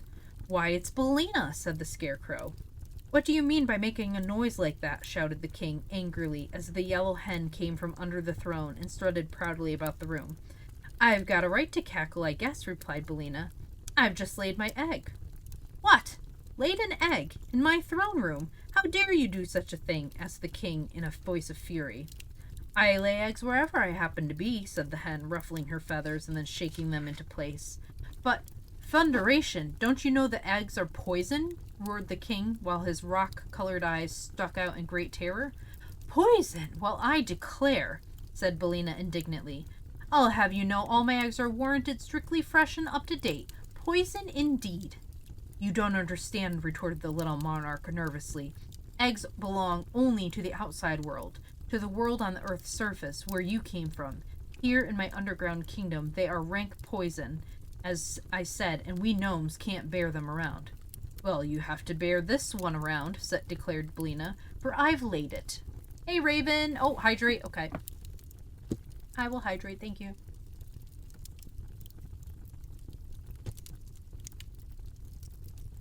Oh, and I'll stretch too. There we go. "Where?" asked the king. "Under your throne," said the hen. The king jumped 3 feet into the air, so anxious was he to get away from the throne. Take it away at once," he shouted. "I can't," said Billina. "I haven't any hands." "I'll take the eggs," said the Scarecrow. "I'm making a collection of Billina's eggs. There was one in my pocket now that she laid yesterday." Hearing this, the monarch hastened to put a good distance between himself and the Scarecrow, who was about to reach under the throne for the egg when the hen suddenly cried, "Stop!" "What's wrong?" said the Scarecrow. "Don't take the egg unless the king will allow me to enter the palace and guess as the others have done," said Billina. "Pshaw!" returned the king. "You're only a hen. How could you guess my enchantments?" "I can try, I suppose," said Billina. "And if I fail, you will have another ornament."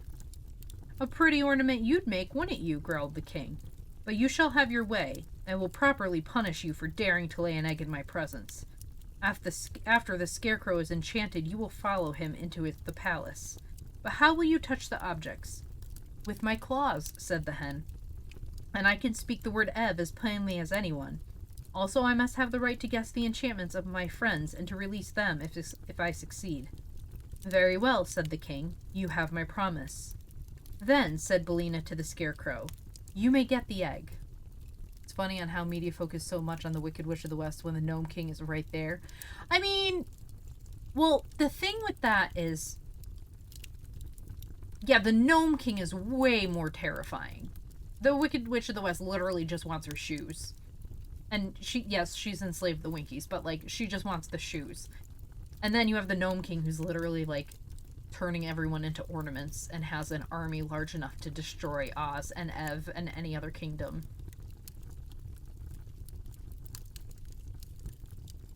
Plus, Return to Oz wasn't as big a deal as Wizard of Oz. It's like, it has like that cult following, but not like classic status.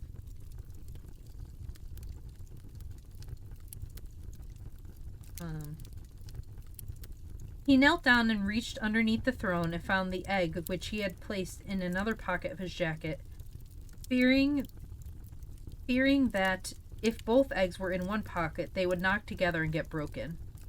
Just then a bell above the throne rang briskly, and the king gave another nervous jump. Well, well, said he with a rueful face. The girl has actually done it. Hydrate twice? Okay.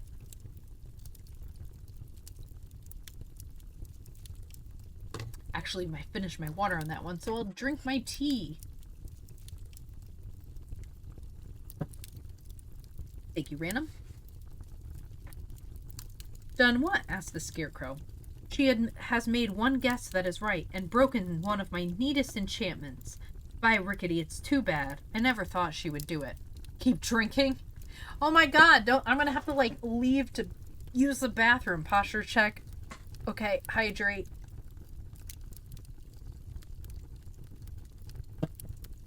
Okay. I do understand that she will now return to us in safety, inquired the Scarecrow, joyfully wrinkling his painted face into a broad smile. Of course, said the king, fretfully pacing up and down the room. I always keep my promises, no matter how foolish they are. Yes, water your VTuber, but do not overwater them. Yeah.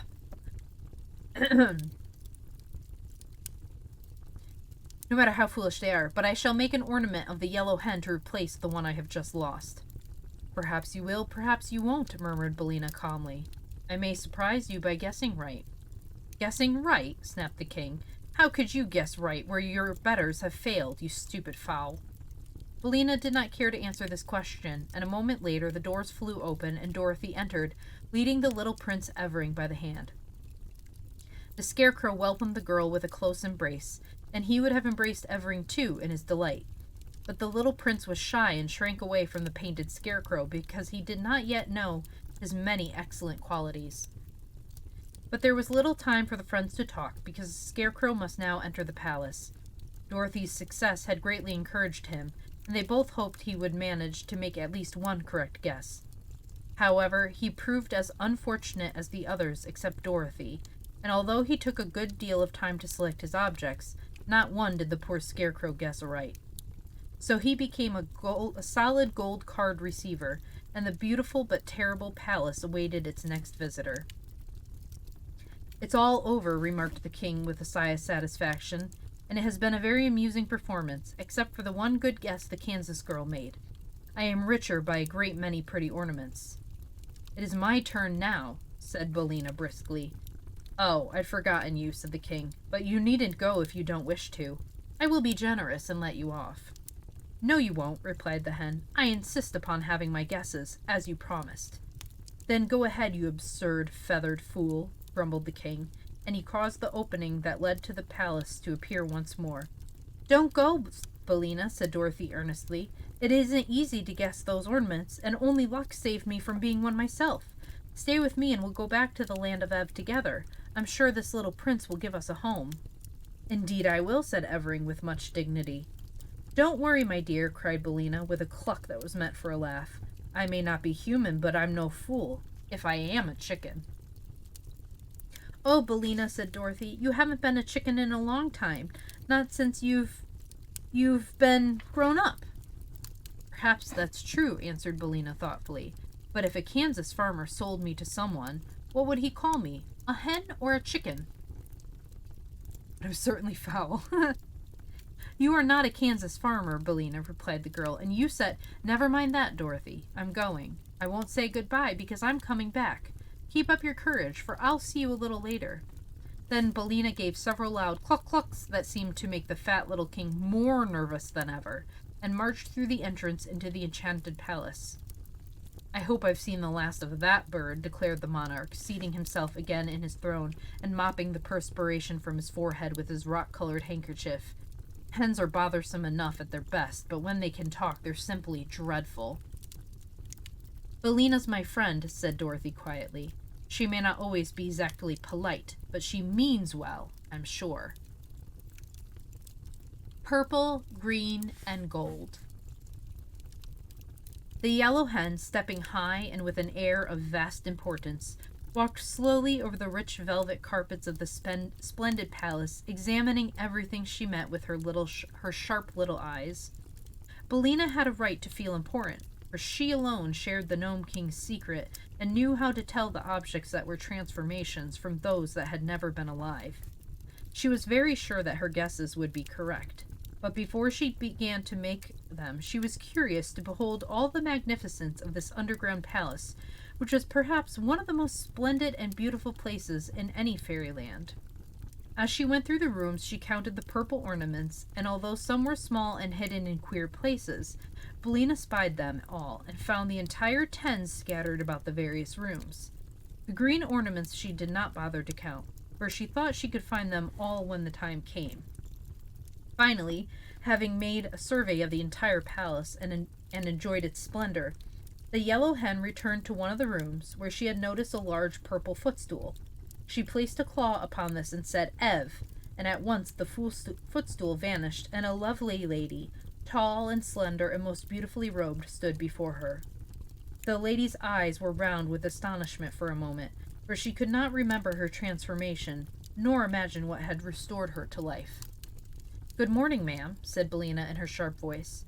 You're looking quite well, considering your age. Billina, whoa. Who speaks? Demanded the Queen of Ev, drawing herself up proudly. Why, my name's Bill, by rights, answered the hen, who was now perched upon the back of a chair, although Dorothy has put scallops on it and made it Billina. The name doesn't matter. I've saved you from the Gnome King, and you are a slave no longer. Then I thank you for the gracious favor, said the Queen, with a graceful curtsy. But my children, tell me, I beg of you, where are my children? And she clasped her hands in anxious entreaty. Don't worry, advised Billina, pecking at a tiny bug that was crawling over the back of a chair. Just at present they are out of mischief and perfectly safe, for they can't even wiggle. What mean you, O kindly stranger? Asked the Queen, striving to repress her anxiety. They're enchanted, said Billina, just as you have been. All, that is, except the little fellow Dorothy picked out, and the chances are that they have been good boys and girls for some time because they couldn't help it.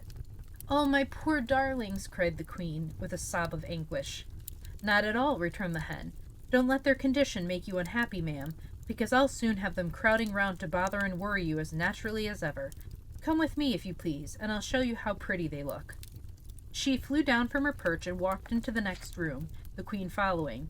As she passed a low table, a small green grasshopper caught her eye, and instantly Billina pounced upon it and snapped it up in her sharp bill.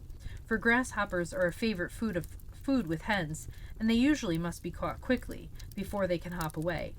It might easily have been the end of Ozma of Oz, if she had been a real grasshopper instead of an emerald one, but Billina found the grasshopper hard and lifeless, and suspecting it was not good to eat, she quickly dropped it instead of letting it slide down her throat. I might have known better, she muttered to herself, for where there is no grass, there can live no grasshoppers. This is probably one of the king's transformations. A moment later, she approached one of the purple ornaments, and while the Queen watched her curiously, the hen broke the Gnome King's enchantment and a sweet-faced girl whose gold hair fell in a cloud over her shoulders stood beside them. "Ivana!" cried the queen. "My own Ivana!" And she clasped the girl to her bosom and covered her face with kisses. "That's all right," said Billina contentedly. "Am I a good guesser, Mr. Gnome King? Well, I guess." Then she disenchanted another girl, whom the queen addressed as Evros, and afterwards a boy named Ivardo, who was older than his brother, Evering. Indeed, the Yellow Hen kept the good queen exclaiming and embracing for some time, until 5 princesses and 4 princes, all looking very much alike except for the difference in size, stood in a row beside their happy mother. The princesses were named Ivana, Evros, Evella, Everine, and Evna, while the princes were Evrobe, Evington, Evardo, and Everland. Of these, Evardo was the eldest, and would inherit his father's throne and be crowned King of Ev when he returned to his own country. He was a grave and quiet youth, and would doubtless rule his people wisely and with justice. Billina, having restored all of the royal family of Ev to their proper forms, now began to select the green ornaments which were the transformations of the people of Oz. She had little trouble in finding these, and before long all the 26 officers, as well as the private, were gathered around the Yellow Hen, joyfully congratulating her upon their release. The 37 people who were now alive in the rooms of the palace knew very well that they owed their freedom to the cleverness of the Yellow Hen, and they were earnest in thanking her for saving them from the magic of the Gnome King. "Now," said Billina, "I must find Ozma. She is sure to be here somewhere, and of course she is green, being from Oz. So look around, you stupid soldiers, and help me in my search." For a while, however, they could discover nothing more that was green, but the queen, who had kissed all her 9 children once more and could now find time to take an interest in what was going on, said to the head, "Mayhap, my gentle friend, it is the grasshopper whom you seek." "Of course it's the grasshopper," exclaimed Billina. "I declare I'm nearly as stupid as these brave soldiers. Wait here for me, and I'll go back and get it." So she went into the room where she had seen the grasshopper, and presently Ozma of Oz, as lovely and daintily as ever, entered and approached the Queen of Ev, greeting her as one high-born princess greets another. "But where are my friends, the Scarecrow and the Tin Woodman?" asked the girl ruler, when these courtesies had been exchanged. "I'll hunt them up," replied Billina. "The Scarecrow is solid gold, and so is Tik-Tok. But I don't know exactly what the Tin Woodman is, because the Gnome King said he had been transformed into something funny."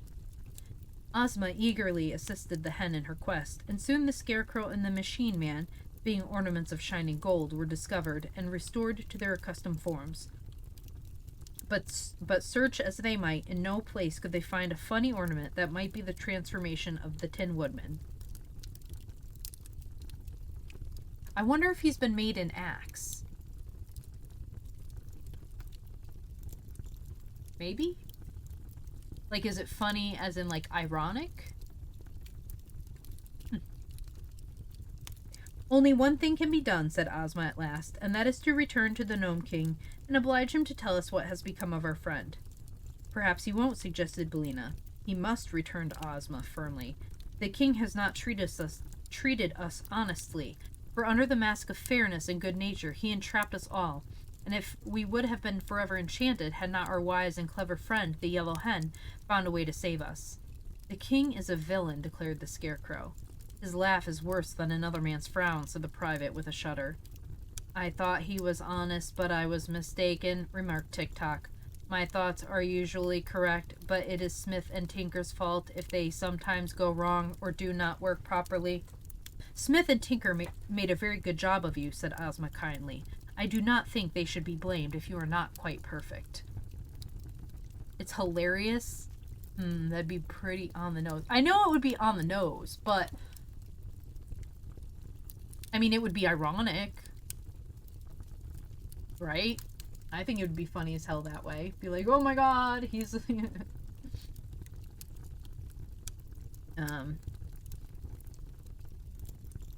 "Thank you," said Tik-Tok. "Then," said Billina in her brisk little voice, "let us all go back to the Gnome King and see what he has to say for himself." So they started for the entrance, Ozma going first, with the Queen and her train of little princes and princesses following. Then came Tik-Tok and the Scarecrow, with Billina perched upon his straw-stuffed shoulder. The 27 officers and the private brought up the rear. As they reached the hall, the doors flew open before them, But then they all stopped and stared into the domed cavern with faces of astonishment and dismay. For the room was filled with mail-clad warriors of the Gnome King, rank after rank standing in orderly array. The electric lights upon their brows gleamed brightly. Their battle axes were poised as if to strike down their foes, yet they remained motionless as statues, awaiting the word of command. And in the center of this terrible army sat the little king upon his throne of rock. But he neither smiled nor laughed. Instead, his face was distorted with rage and most dreadful to behold. The Scarecrow wins the fight. After Billina had entered the palace, Dorothy and Evering sat down to await the success or failure of her mission, and the Gnome King occupied his throne and smoked his pipe for a while in a cheerful and contented mood. Yes, the cracks are showing, that is for sure. Then the bell above the throne, which sounded whenever an enchantment was broken, began to ring, and the king gave a start of annoyance and exclaimed, "Rockety rickets!" When the bell rang a second time, the king shouted angrily, "Smudge and blazes!" And at a third ring he screamed in a fury, "Hippocalaric," which must be a dreadful word because we don't know what it means. After that the bell went on ringing time after time, but the king was now so violently enraged that he could not utter a word, but hopped out of his throne and all around the room in a mad frenzy, so that he reminded Dorothy of a jumping jack. The girl was, for her part, filled with joy at every peal of the bell, for it announced the fact that Billina had transformed one more ornament into a living person. Dorothy was also amazed at Billina's success, for she could not imagine how the Yellow Hen was able to guess correctly from all the bewildering number of articles clustered in the rooms of the palace. But after she had counted to 10 and the bell continued to ring, she knew that not only the royal family of Ev, but Ozma and her followers also, were being restored to their natural forms, and she was so delighted that the antics of the angry king only made her laugh merrily. Perhaps the little monarch could not be more furious than he was before, but the girl's laughter nearly drove him frantic, and he roared at her like a savage beast. Then, as he found that all his enchantments were likely to be dispelled and his victims every one set free, he suddenly ran to the little door that opened upon the balcony and gave the shrill whistle that summoned his warriors. At once the army filed out of the gold and silver doors in great numbers, and marched up a winding stairs and into the throne room, led by a stern-featured gnome who was their captain. When they had nearly filled the throne room, they formed ranks in the big underground cavern below, and then stood still until they were told what to do next. Dorothy pressed back to one side of the cavern when the warriors entered, and now she stood holding little Prince Evering's hand, while the great lion crouched upon one side, and the enormous tiger crouched on the other side. "Seize that girl!" shouted the king to his captain, and a group of warriors sprang forward to obey. But both the lion and tiger snarled so fiercely and bared their strong, sharp teeth so threateningly that the men drew back in alarm. "Don't mind them," cried the Gnome King. "They cannot leap beyond the places where they now stand." "But they can bite those who attempt to touch the girl," said the captain. "I'll fix them," answered the king. "I'll enchant them again so that they cannot open their jaws." He stepped out of the throne to do this, but just then the sawhorse ran up behind him and gave the fat monarch a powerful kick with both his wooden hind legs. I forgot about the sawhorse. "Ow! Murder! Treason!" yelled the king, who had been hurled against several of his warriors and was considerably bruised. "Who did that?" "I did," growled the sawhorse viciously. "You let Dorothy alone, or I'll kick you again." "We'll see about that," replied the king, and at once he waved his hand toward the sawhorse and muttered a magical word. "Aha!" he continued. "Now let us see you move, you wooden mule." But in spite of the magic, the sawhorse moved, and he moved so quickly toward the king that the fat little man could not get out of his way. Thump! Bang! Came the wooden heels, right against his round body, and the king flew into the air and fell upon the head of his captain, who let him drop flat upon the ground. "Well, well," said the king, sitting up and looking surprised. "Why didn't my magic belt work, I wonder?" "The creature is made of wood," replied the captain. "Your magic will not work on wood, you know." "Ah, I'd forgotten that," said the king, getting up and limping to his throne. "Very well, let the girl alone. She can't escape us anyway." The warriors, who had been rather confused by these incidents, now formed their ranks again, and the sawhorse pranced across the room to Dorothy and took up position beside the hungry tiger. At the moment the doors that led to the palace flew open, and the people of Ev and the people of Oz were disclosed to view. They paused, astonished, at the sight of the warriors and the angry Gnome King seated in their midst. "Surrender!" cried the king in a loud voice. "You are my prisoners." "Go along," answered Billina from the Scarecrow's shoulder. "You promised me that if I guessed correctly, my friends and I might depart in safety, and you always keep your promises." "I said you might leave the palace in safety," retorted the king, "and so you may, but you cannot leave my dominions. You are my prisoners, and I will hurl you all into my underground dungeons, where the volcanic fires glow, and the molten lava flows in every direction, and the air is hotter than blue blazes." "That will be the end of me, all right," said the Scarecrow sorrowfully. "One small blaze, blue or green, is enough to reduce me to an ash heap." "Do you surrender?" demanded the king. Billina whispered something in the Scarecrow's ear that made him smile, and put his hands in his jacket pockets. "No," returned Ozma, boldly answering the king. Then she said to her army, "Forward, my brave soldiers, and fight for your ruler and yourselves, unto death." "Pardon me, most royal Ozma," replied one of her generals, "but I find that I and my brother officers all suffer from heart disease, and the slightest excitement might kill us. If we fight, we may get excited. Would it not be well for us to avoid this grave danger?" "Soldiers should not have heart disease," said Ozma. "Private soldiers are not, I believe, afflicted that way," declared another general, twirling his mustache thoughtfully. "If your Royal Highness desires, we will order our private to attack yonder warriors." Dude, these guys gotta go. "Do so," replied Ozma. "Forward, march!" cried all the generals with one voice.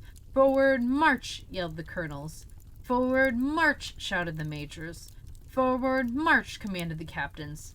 And at that the private leveled his spear and dashed furiously upon the foe.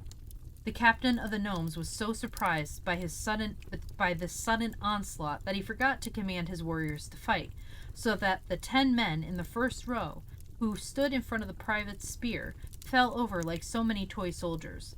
The spear could not go through their steel armor, however, so the warriors scrambled to their feet again, and by that time the private had knocked over another row of them. Then the captain brought down his battle axe with such a strong blow that the private's spear was shattered and knocked from his grasp, and he was helpless to fight any longer. "These warriors need better training." They're fake warriors. They just do the commanding. They don't actually fight. There's only one private. Yeah, there's only one. He needs to be the general. The Gnome King had left his throne and pressed through his warriors to the front ranks so he could see what was going on. But as he faced Ozma and her friends, the Scarecrow, as if aroused to action by the valor of the private, drew one of Billina's eggs from his right jacket pocket and hurled it straight at the little monarch's head. It struck him squarely in his left eye, where the egg smashed and scattered, as eggs will, and covered his face and hair and beard with its sticky contents. "Help! Help!" screamed the king, clawing his fingers at the egg in a struggle to remove it. "An egg! An egg! Run for your lives!" shouted the captain of the gnomes in a voice of horror. And how they did run! The warriors fairly stumbled over one another in their efforts to escape the fatal poison of that awful egg, and those who could not rush down the winding stair fell off the balcony into the great cavern beneath, knocking over those who stood below them. Even while the king was still yelling for help, his throne room became emptied of every one of his warriors, and before the monarch had managed to clear the egg away from his left eye, the Scarecrow threw the second egg against his right eye, where it smashed and blinded him entirely. The king was unable to flee because he could not see which way to run, so he stood still and howled and shouted and screamed in abject fear.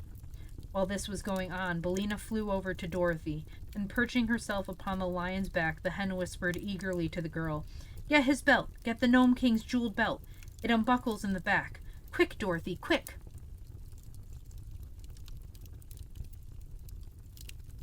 Yes, if he was a general, he wouldn't be private anymore, but he'd be better than the other ones.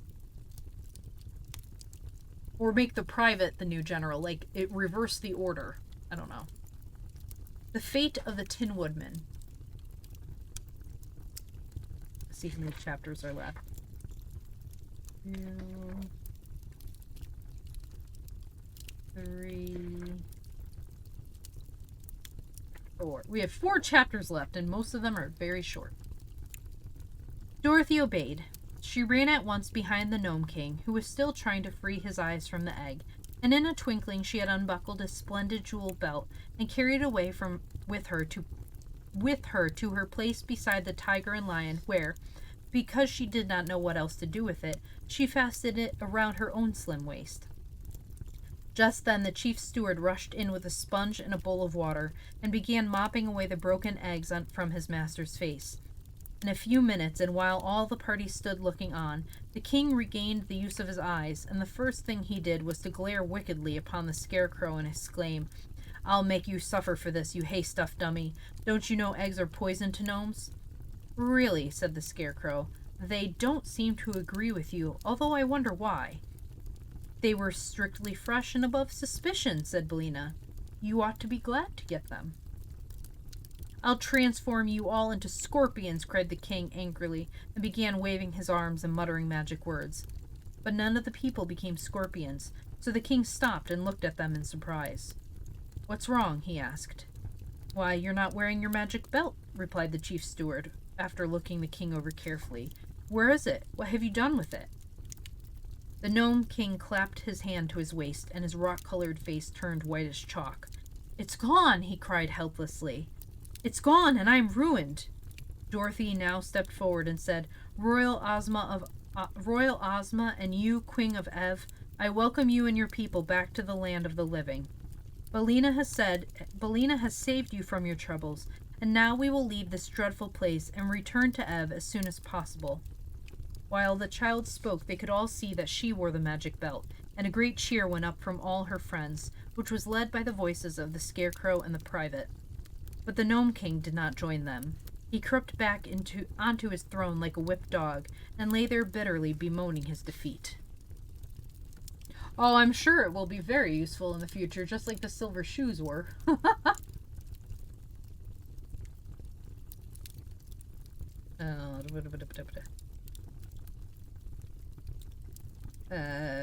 But we have not yet found my faithful follower, the Tin Woodman," said Ozma to Dorothy, "and without him I do not wish to go away."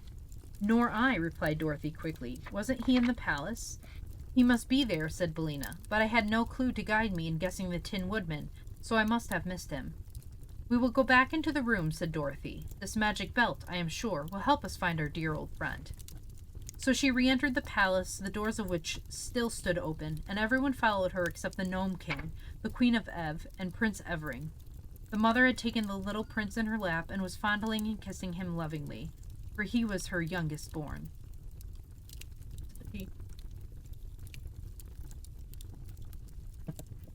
But the others went with Dorothy, and when she came to the middle of the first room, the girl waved her hand, as she had seen the king do, and commanded the Tin Woodman, whatever form he might then have, to resume his proper shape. No result followed this attempt, so Dorothy went into another room and repeated it, and so through all the rooms of the palace.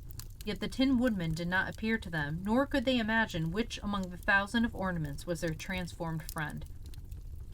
Sadly, they returned to the throne room, where the king, seeing that they had met with failure, jeered at Dorothy, saying, "You do not know how to use my belt, so it is of no use to you. Give it back to me and I will let you go free, you and all the people who came with you. As for the royal family of Ev, they are my slaves and shall remain here." "I shall keep the belt," said Dorothy. "But how can you escape without my consent?" asked the king. "Easily enough," answered the girl. "All we need to do is walk out the way we came in." "Oh, that's all," sneered the king. "Well, where is the passage through which you entered this room?" They all looked around, but could not discover the place, for it had long since been closed. Dorothy, however, would not be dismayed. She waved her hand toward the seemingly solid wall of the cavern and said, "I command the passage to open." Instantly the order was obeyed. The opening appeared, and the passage lay plainly before them. The king was amazed, and all the others overjoyed. "Why, then, if the bell obeys you, were you unable to discover the Tin Woodman?" asked Ozma. "I can't imagine," said Dorothy. "See here, girl," proposed the king eagerly. "Give me the belt, and I will tell you what shape the Tin Woodman was changed into, and then you can easily find him." Dorothy hesitated, but Billina cried out, "Don't you do it!" If the Gnome King gets the belt again, he will make every one of us prisoners, for we will be in his power. Only by keeping the belt, Dorothy, will you ever be able to leave this place in safety." "I think that is true," said the Scarecrow, "but I have another idea, due to my excellent brains.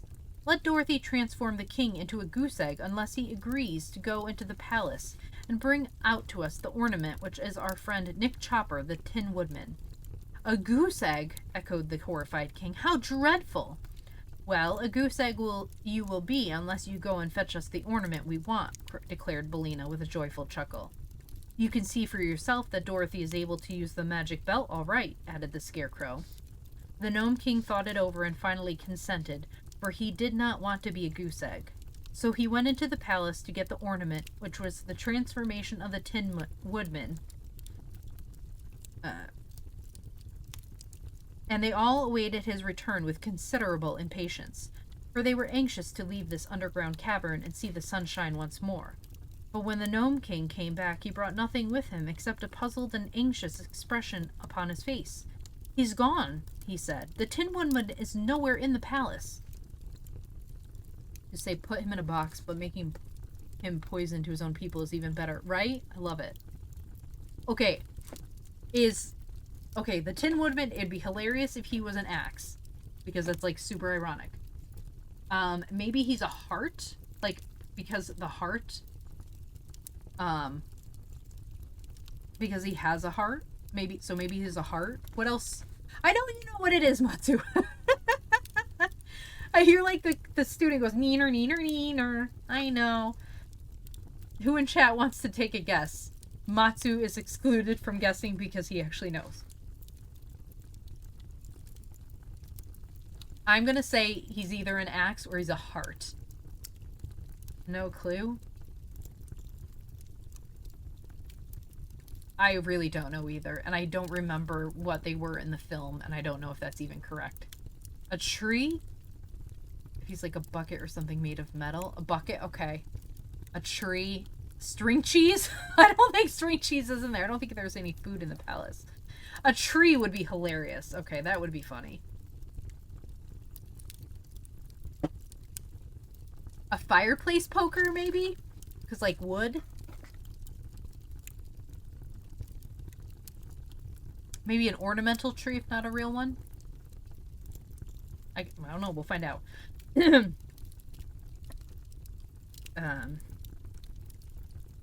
"Are you sure?" asked Ozma sternly.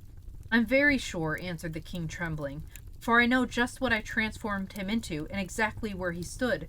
But he is not there, and please don't change me into a goose egg, because I've done the best I could." They were all silent for a time, and then Dorothy said, "There is no use punishing the Gnome King anymore, and I'm afraid we'll have to go away without our friend."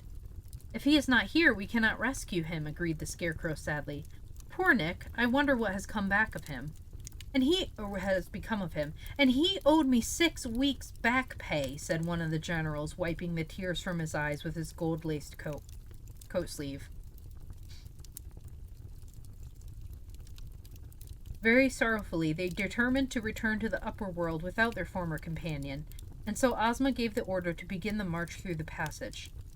The army went first, and then the royal family of Ev, and afterward came Dorothy, Ozma, Billina, and the Scarecrow and Tik-Tok. They left the Gnome King scowling at them from his throne, and had no thought of danger until Ozma chanced to look back and saw a large number of the warriors following them in full chase, with their swords and spears and axes raised to strike down the fugitives as soon as they drew near enough.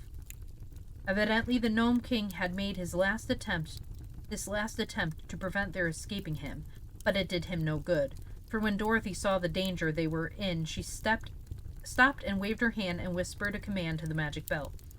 Instantly, the foremost warriors became eggs, which rolled upon the floor of the cavern in such numbers that those behind could not advance without stepping upon them. But when they saw the eggs, all desire to advance departed from the warriors, and they turned and fled madly into the cavern and refused to go back again. Our friends had no further trouble in reaching the end of the passage, and soon were standing in the outer air upon the gloomy path between the 2 high mountains. But the way to Ev lay plainly before them, and they fervently hoped that they had seen the last of the Gnome King and of his dreadful palace. Eggs everywhere. I mean, I don't really like eggs either, so I get it. The cavalcade was led by Ozma, mounted on the Cowardly Lion and the Queen of Ev, who rode upon the back of the tiger. The children of the Queen walked behind her, hand in hand. Dorothy rode the Sawhorse, while the Scarecrow walked and commanded the army in the absence of the Tin Woodman. Presently, the way began to lighten, and more of the sunshine to come in between the two mountains, and before long they heard the thump, thump, thump of the giant's hammer upon the road. How may we pass the monstrous man of iron? Asked the Queen, anxious for the safety of her children. But Dorothy solved the problem by a word to the magic belt. The giant paused with his hammer held motionless in the air, thus allowing the entire party to pass between his cast iron legs in safety. The King of Ev. If there were any shifting, rock-colored gnomes on the mountainside now, they were silent and respectful, for our adventurers were not annoyed, as before, by their impudent laughter. Really, the gnomes had nothing to laugh at since the defeat of their king. On the other side, they found Ozma's golden chariot standing as they had left it. Soon the lion and the tiger were harnessed to the beautiful chariot, in which was enough room for Ozma and the Queen and 6 of the royal children. Little Evering preferred to ride with Dorothy upon the Sawhorse, which had a long back. The prince had recovered from his shyness and had become very fond of the girl who had rescued him, so they were fast friends and chatted pleasantly together as they rode along. Billina was also perched upon the head of the wooden steed, which seemed not to mind the added weight in the least, and the boy was full of wonder that a hen could talk and say such sensible things. When they came to the gulf, Ozma's magic carpet carried them all over in safety, and now they began to pass the trees in which the birds were singing, and the breeze that was wafted to them from the farms of Ev was spicy with flowers and new-mown hay, and the sunshine fell full upon them to warm them and drive away from their bodies the chill and dampness of the underground kingdom of the gnomes. I would be quite content, said the Scarecrow to Tik-Tok, were only the Tin Woodman with us, but it breaks my heart to leave him behind. He was a fine fellow, replied Tik-Tok, although his material was not very durable. Oh, tin is an excellent material, the Scarecrow hastened to say, and if anything ever happened to poor Nick Chopper, he was always easily soldered. Besides, he did not have to be wound up and was not liable to get out of order. I sometimes wish, said Tik-Tok, that I was stuffed with straw as you are. It is very hard to be made of copper. I have no reason to complain of my lot, replied the Scarecrow. A little fresh straw now and then makes me as good as new, but I can never be the polished gentleman that my poor departed friend, the Tin Woodman, was. You may be sure the royal children of Ev and their queen mother were delighted at seeing again their beloved country, and when the towers of the palace of Ev came into view, they could not forbear cheering at the sight. Little Evering, riding in front of Dorothy, was so overjoyed that he took a curious tin whistle from his pocket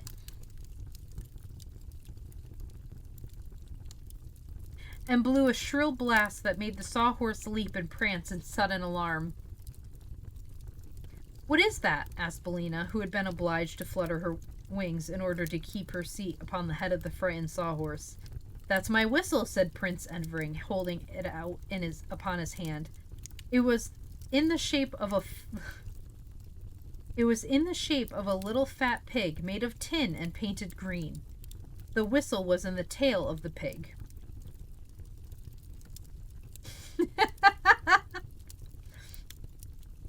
Where did you get it? Asked the Yellow Hen, closely examining the toy with her bright eyes. Why, I picked it up in the Gnome King's palace while Dorothy was making her guesses, and I put it in my pocket, answered the little prince. Billina laughed, or at least she made the peculiar cackle that served for a laugh. No wonder I couldn't find the Tin Woodman, she said, and no wonder the magic belt didn't make him appear, or the king couldn't find him either. What do you mean? Questioned Dorothy. Why, the prince had him in his pocket, cried Billina, cackling again. I did not, protested little Evering. I only took the whistle. Well then, watch me, returned the hen, and reaching out a claw, she touched the whistle and said, Ev. Swish! "Good afternoon," said the Tin Woodman, taking off his funnel cap and bowing to Dorothy and the prince. "I think I must have been asleep for the first time since I was made of tin, for I do not remember our leaving the Gnome King."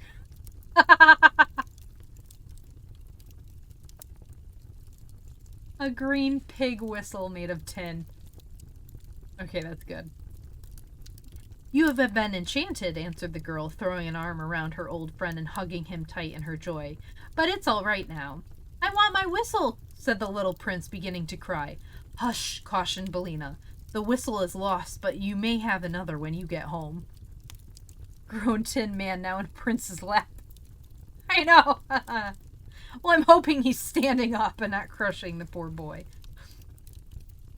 The Scarecrow had fairly thrown himself upon the bosom of his old comrade, so surprised and delighted was he to see him again, and Tick-Tock squeezed the Tin Woodman's hand so earnestly that he dented some of his fingers. Then they had to make way for Ozma to welcome the Tin Man, and the army caught sight of him and set up a cheer, and everybody was delighted and happy. For the Tin Woodman was a great favorite with all who knew him, and his sudden recovery after they had thought he was lost to them forever was indeed a pleasant surprise. Before long the cavalcade arrived at the royal palace, where a great crowd of people had gathered to welcome their queen and her 10 children. There was much shouting and cheering, and the people threw flowers in their path, and every face wore a happy smile. They found the Princess Langwidere in her mirrored chamber, where she was admiring one of her handsomest heads, one with rich chestnut hair, dreamy walnut eyes, and a shapely hickory nut nose. She was very glad to be relieved of her duties to the people of Ev, and the queen graciously permitted her to retain her rooms and her cabinet of heads as long as she lived. Then the queen took her eldest son out upon a balcony that overlooked the crowd of subjects gathered below and said to them, "Here is your future ruler, King Evardo 15th. He is 15 years of age, has 15 silver buckles on his jacket, and is the 15th Evardo to rule the land of Ev." The people shouted their approval 15 times, and even the Wheelers, some of whom were present, loudly promised to obey the new king. So the queen placed a big crown of gold set with rubies upon Evardo's head, and threw an ermine robe over his shoulders, and proclaimed him king, and he bowed gratefully to all his subjects, and then went away to see if he could find any cake in the royal pantry. Posture check teacher. Oh, Raven, your teacher's pet. I now have 3, so I need to set up streams with Isao, Black Raid, and Raven now. I should turn off teacher's pet for a little bit until I get those done. But yay, Raven, teacher's pet. And you got special role in my server now.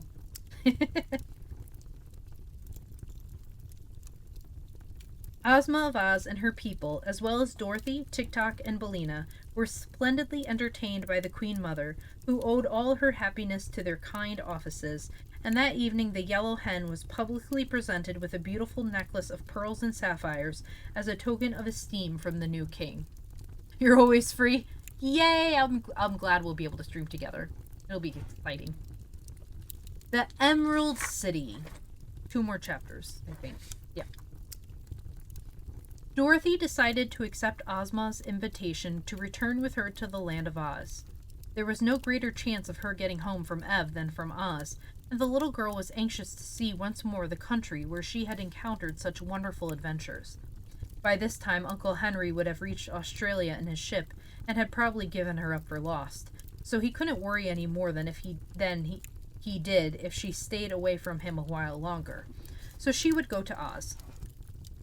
They bade goodbye to the people of Ev, and the king promised Ozma that he would ever be grateful to her and render the land of Oz any service that might lie within his power.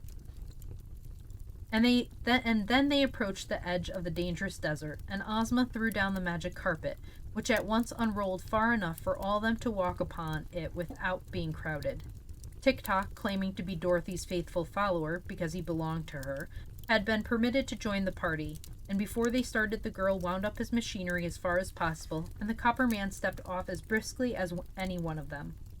Ozma also invited Billina to visit the land of Oz, and the Yellow Hen was glad enough to go where new sights and scenes awaited her. They began the trip across the desert early in the morning, and as they stopped only long enough for Billina to lay her daily egg, Before sunset, they espied the green slopes and wooded hills of the beautiful land of Oz. They entered it in the Munchkin territory, and the king of the Munchkins met them at the border and welcomed Ozma with great respect, being very pleased by her safe return. For Ozma of Oz ruled the king of the Munchkins, the king of the Winkies, the king of the Quadlings, and the king of the Gillikins, just as those kings ruled their own people, and the supreme ruler of the land of Oz lived in a great town of her own called the Emerald City, which was in the exact center of the 4 kingdoms of the land of Oz. The Munchkin King entertained them at his palace that night, and in the morning they set out for the Emerald City, traveling over a road of yellow brick that led straight to the jewel-studded gates. Everywhere the people turned out to greet their beloved Ozma, and to hail joyfully the Scarecrow, the Tin Woodman, and the Cowardly Lion, who were popular favorites. Dorothy, too, remembered some of the people, who had befriended her on the occasion of her first visit to Oz, and they were well pleased to see the little Kansas girl again, and showered her with compliments and good wishes. At one place where they stopped to refresh themselves, Ozma accepted a bowl of milk from the hands of a pretty dairymaid. Then she looked at the girl more closely and exclaimed, "Why, it's Ginger, isn't it?" "Yes, Your Highness," was the reply as Ginger dropped a low curtsy. And Dorothy looked wonderingly at this lively-appearing person who had once assembled an army of women and driven the Scarecrow from the throne of the Emerald City, and even fought a battle with the powerful army of Glinda the sorceress. "I've married a man who owns 9 cows," said Ginger to Ozma, "and now I am happy and contented and willing to lead a quiet life and mind my own business." "Where is your husband?" asked Ozma. "He is in the house nursing a black eye," replied Ginger calmly. "The foolish man would insist upon milking the red cow when I wanted him to milk the white one. But he will know better next time, I am sure." Oh, Ginger, never change. Thank you for the hydrate.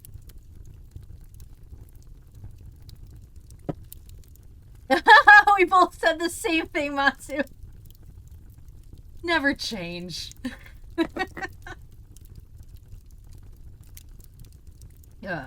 Then the party moved on again, and after crossing a broad river on a ferry and passing many fine farmhouses that were dome-shaped and painted a pretty green color, they came in sight of a large building that was covered with flags and bunting. "I don't remember that building," said Dorothy. "What is it?" "That is the College of Art and Athletic Perfection," replied Ozma. "I had it built quite recently, and the Wogglebug is its president. It keeps him busy, and the young men who attend the college are no worse off than they were before. You see, in this country are a number of youths who do not like to work, and the college is an excellent place for them." And now they came in sight of the Emerald City, and the people flocked out to greet their lovely ruler. There were several bands and many officers and officials of the realm, and a crowd of citizens in their holiday attire.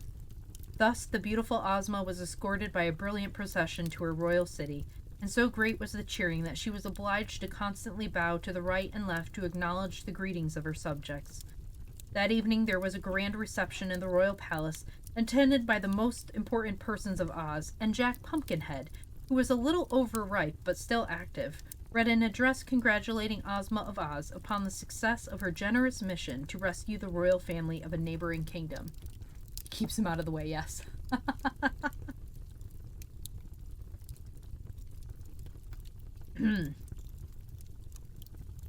Then magnificent gold medals set with precious stones were presented to each of the 26 officers, and the Tin Woodman was given a new axe studded with diamonds, and the Scarecrow received a silver jar of complexion powder.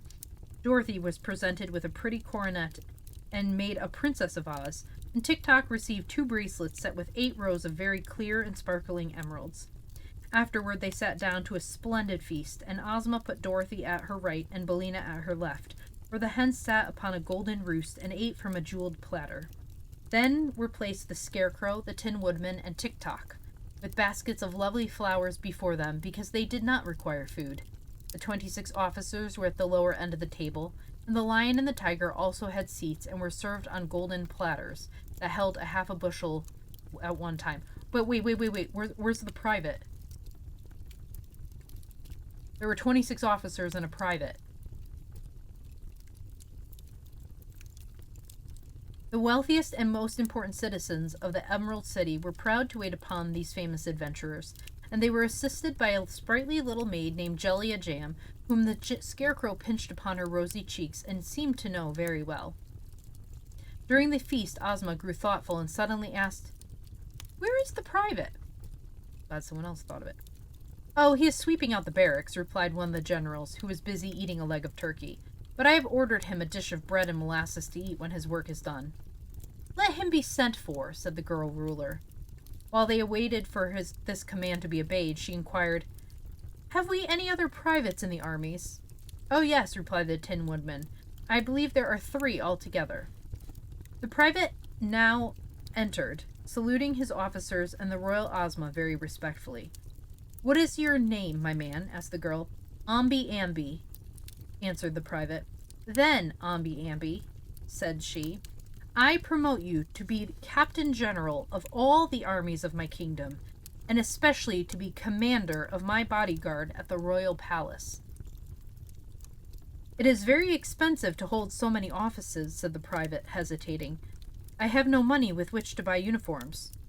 "You shall be supplied from the royal treasury," said Ozma.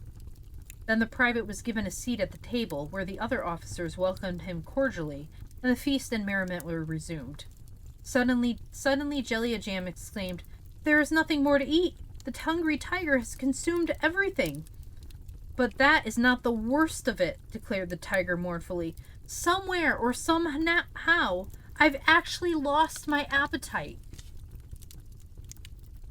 Oh my god. Wonders never cease. Dorothy's Magic Belt, final chapter. Dorothy... Yeah, I know, he lost his appetite. Later books suggest Omly is as being the same as the soldier with the green whiskers from the original Wizard of Oz book. Oh, interesting. Oh, I'm curious. I'll have to, obviously I'm going to read more. I'm very curious. Tiger, say it. This isn't so. I think I found it. I'm hungry. I know, me too. Shit. God damn it, Tiger, you lost it. Now we're hungry. Dorothy's Magic Belt. Dorothy passed several very happy weeks in the land of Oz as the guest of the royal Ozma, who delighted to please and interest the little Kansas girl. Many new acquaintances were formed and many old ones renewed, and wherever she went, Dorothy found herself among friends. One day, however, as she sat in Ozma's private room, she noticed hanging upon the wall a picture which constantly changed in appearance, at one time showing a meadow, and at another time a forest, a lake, or a village. "How curious!" she exclaimed, after watching the shifting scenes for a few moments. "Yes," said Ozma, "that is really a wonderful invention in magic. If I wish to see any part of the world or any person living, I need only express the wish, and it is shown in the picture." "May I use it?" asked Dorothy eagerly. "Of course, my dear." "Then I'd like to see the old Kansas farm, and Aunt Em," said the girl. Instantly, the well-remembered farmhouse appeared in the picture, and Aunt Em could be seen quite plainly. She was engaged in washing dishes by the kitchen window, and seemed quite well and contented. The hired men and the teams were in the harvest fields behind the house, and the corn and wheat seemed to the child to be in prime condition. On the side porch, Dorothy's pet dog, Toto, was lying fast asleep in the sun, and to her surprise, old Speckles was running around with a brood of 12 new chickens trailing after her. "Everything seems all right at home," said Dorothy with a sigh of relief. "Now I wonder what Uncle Henry is doing." The scene in the picture at once shifted to Australia, where in a pleasant room in Sydney, Uncle Henry was seated in an easy chair, solemnly smoking his briar pipe. He looked sad and lonely, and his hair was now quite white, and his hands and face thin and wasted. "Oh!" cried Dorothy in an anxious voice. "I'm sure Uncle Henry isn't getting any better, and it's because he is worried about me. Ozma, dear, I must go to him at once." "How can you?" asked Ozma. "I don't know," replied Dorothy, "but let us go to Glinda the Good. I'm sure she will help me and advise me how to get to Uncle Henry." Ozma readily agreed to this plan and caused the Sawhorse to be harnessed to a pretty green and pink phaeton, and the two girls rode away to visit the famous sorceress. Glinda received them graciously and listened to Dorothy's story with attention. "I have the magic belt, you know," said the little girl. If I buckled it around my waist and commanded it to take me to Uncle Henry, wouldn't it do it?" I think so, replied Glinda with a smile. And then, continued Dorothy, if I ever wanted to come back here again, the belt would bring me. In that you are wrong, said the sorceress. The belt has magical powers only while it is in some fairy country, such as the Land of Oz or the Land of Ev. Indeed, my little friend, were you to wear it and wish yourself in Australia with your uncle, the wish would doubtless be fulfilled because it was made in fairyland. But you would not find the magic belt around you when you arrived at your destination. What would become of it? Asked the girl. It would be lost, as were your silver shoes when you visited Oz before, and no one would ever see it again. It seems too bad to destroy the use of the magic belt in that way, doesn't it? Then, said Dorothy after a moment's thought, I will give the magic belt to Ozma, for she can use it in her own country, and she can wish me transported to Uncle Henry without losing the belt. That is a wise plan, replied Glinda. So they rode back to the Emerald City, and on the way it was arranged that every Saturday morning Ozma would look at Dorothy in her magic picture, wherever the little girl might chance to be. And if she saw Dorothy make a certain signal, then Ozma would know that the little Kansas girl wanted to revisit the Land of Oz, and by means of the Gnome King's magic belt would wish that she might instantly return.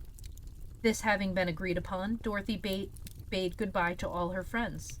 Tik-Tok wanted to go to Australia too, but Dorothy knew that the machine man would never do for a servant in a civilized country, and the chances were that his machinery wouldn't work at all, so she left him in Ozma's care.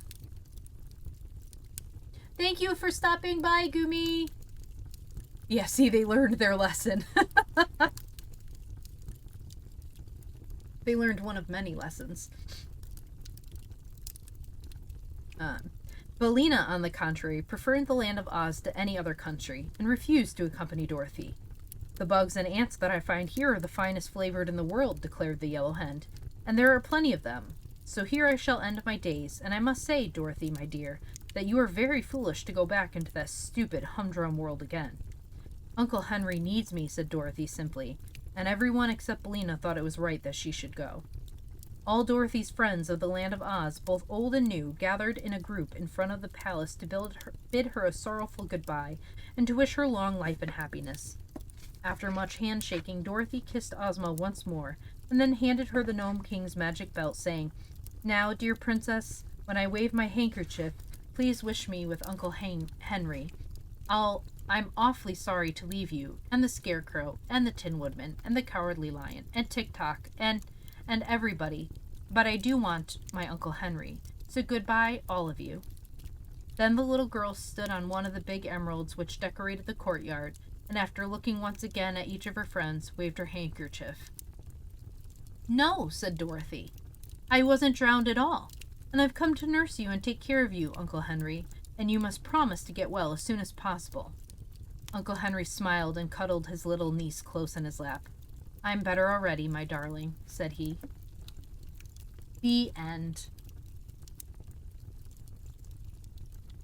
Ah, that's it. And the next book, which I am not reading right now, is Dorothy and the Wizard in Oz, a faithful record of their amazing adventures in an underground world, and how, with the aid of their friends Zeb Hugson, Eureka the Kitten, and Jim the Cab Horse, they finally reached the wonderful Land of Oz. Yay! Tapping the book. It's so nice. Wow. That's 250 pages of this book done. Dorothy is good at collecting magic items. Yes, she is!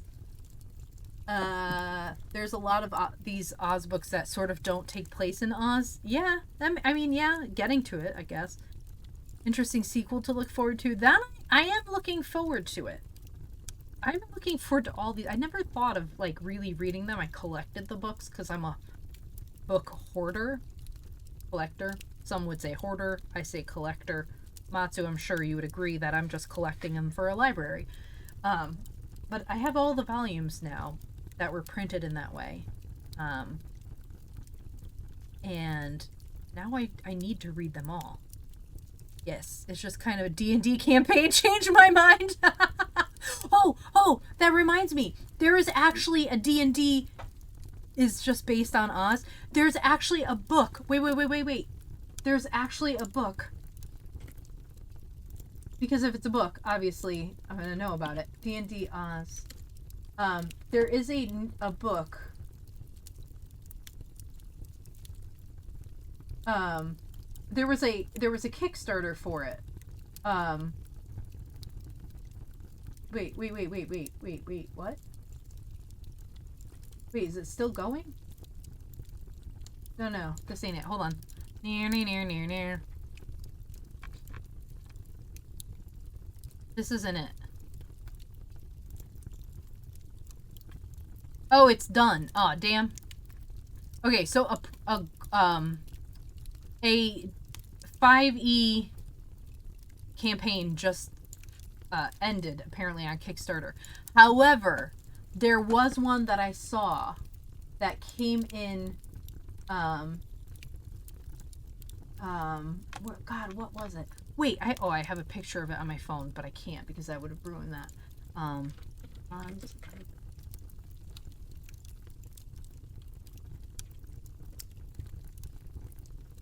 I saw it and freaked out. Oh, is this it? I think this is it. Yes, this is it. Okay.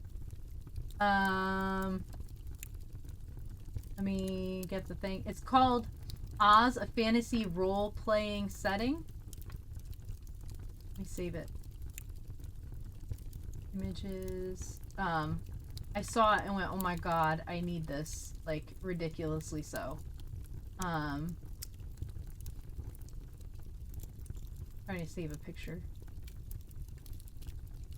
Save image as Oz. Under PNGs. Okay. There have been a lot of interesting to very odd TTRPG adaptations of various settings. Yeah. This one I saw and went, oh my god. And I mentioned it to a friend who was like, oh, I need that. And I'd be interested in getting this. Find it. Okay. Let me find it. Under PNGs. Where are you? Oh, Oz. Okay. This is it. Dun, dun, dun, dun, dun. This is it. This is the book. I don't know when it came out. Let's see. When did it come out?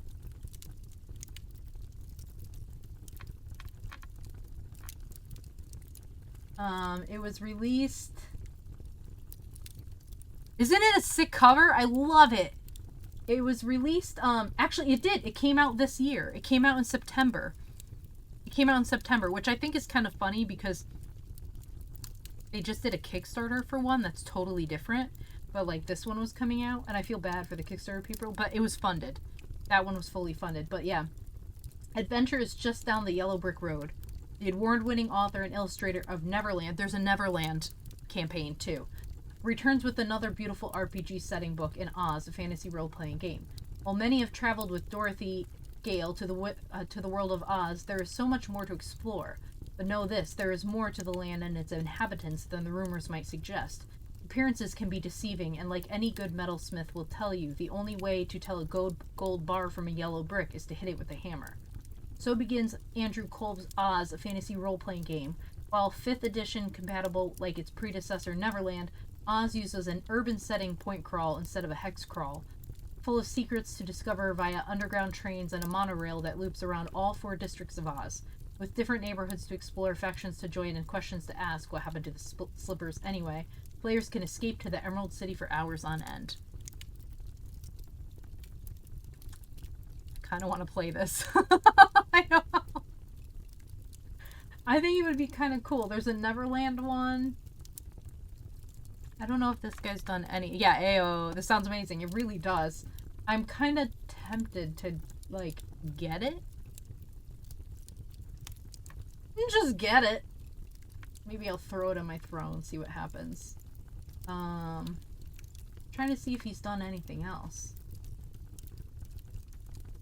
He's done some, like, picture books for kids, and then Neverland. Oh, I know that journal that he's done. This is really interesting. I might have to look into it, maybe write up a one-shot or something. Yeah. Looking at my TTRPG dictionary, trying to decide which the oddest, most unexpected setting adaptation I have is. I'm curious. I want this one. I definitely do. I think it would be super fun to play. Especially knowing Oz as you do. Like, it would be like, oh, I know Oz.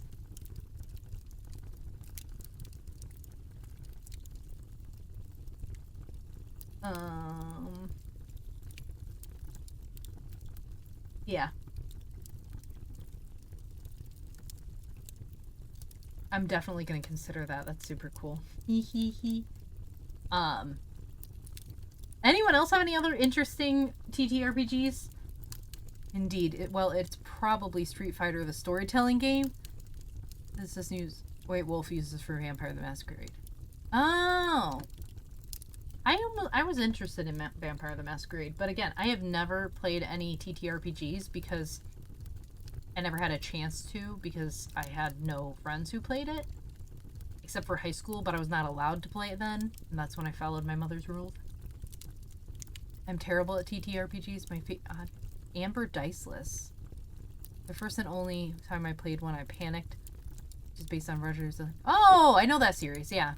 No, Matsu, don't panic.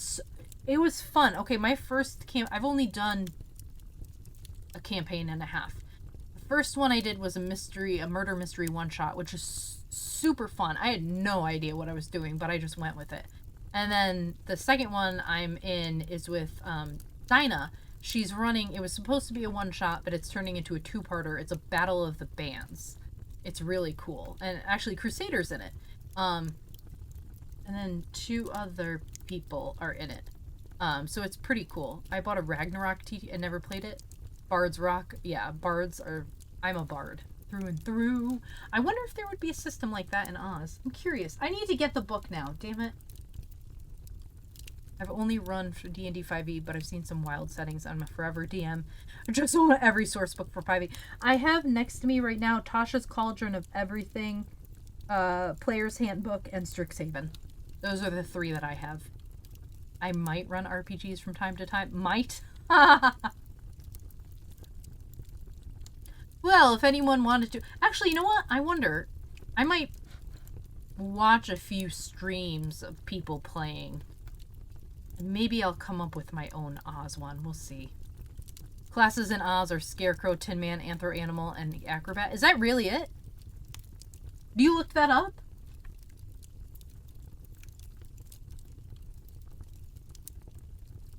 I hate is for Jimmy and play. Oh, you made that up. I hate is for Jimmy and getting to play for once. Oh, that's cool. Let's see. There's Crime and Punishments. That looks... Compurgation. Cruentation. Judix Lapis. Trial by Combat. Trial by Caudibus. Wergrun. There's an Oscar Diggs. Oh, before Oscar Diggs drifted into Oz on a hot air balloon, the Ozians had little need for money. But once a coin is out of the purse, it's hard to put it back. Green Emerald coin system. Fame and Toto? Tomfoolery Total. Toto for short.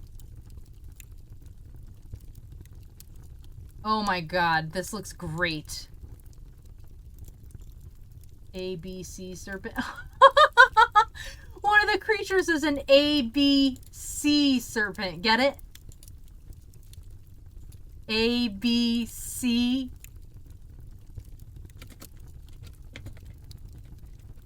Oh my god, I'm done. I need this. I have to get this. That's it. I'm gonna attempt to... Yes, the puns are alive in the module as well. Yes. Oh my god, I have to get this. I'm gonna attempt to D&D something. That's it. I'm gonna do it.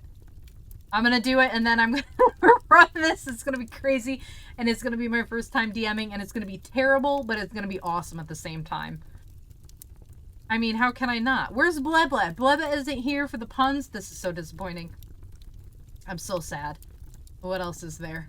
I closed the thing. Yep. Oh my god, this is great. What else is there? Dorothy Gale and Toto. The Dogans.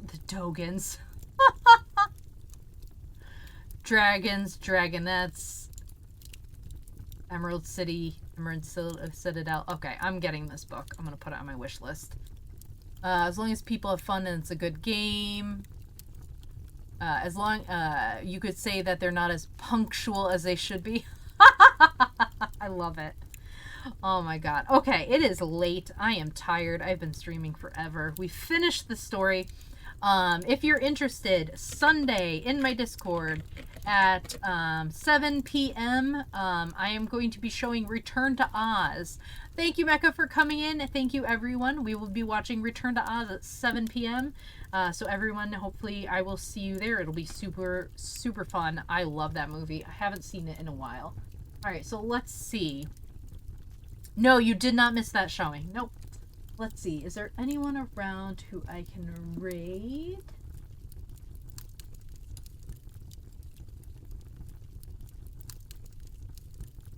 Oh my god. Okay, Rekka's playing a game that I really, really want to play. So we're going to go raid Rekka so that I can watch it as well. So, let me go over to a stream. Everyone get ready to raid Rekka. I will see you all on Sunday. I will be playing Horizon Forbidden West again. I've been kind of going through and trying to level up a bit as I go so that I don't take like 8 hours to defeat the mechanical woolly mammoth elephant thing. Alright, so here we go. Thank you, everyone. I love you. See you again. Have a good evening. Have a good week. Don't harass any retail workers if you're out shopping for Christmas. Bye.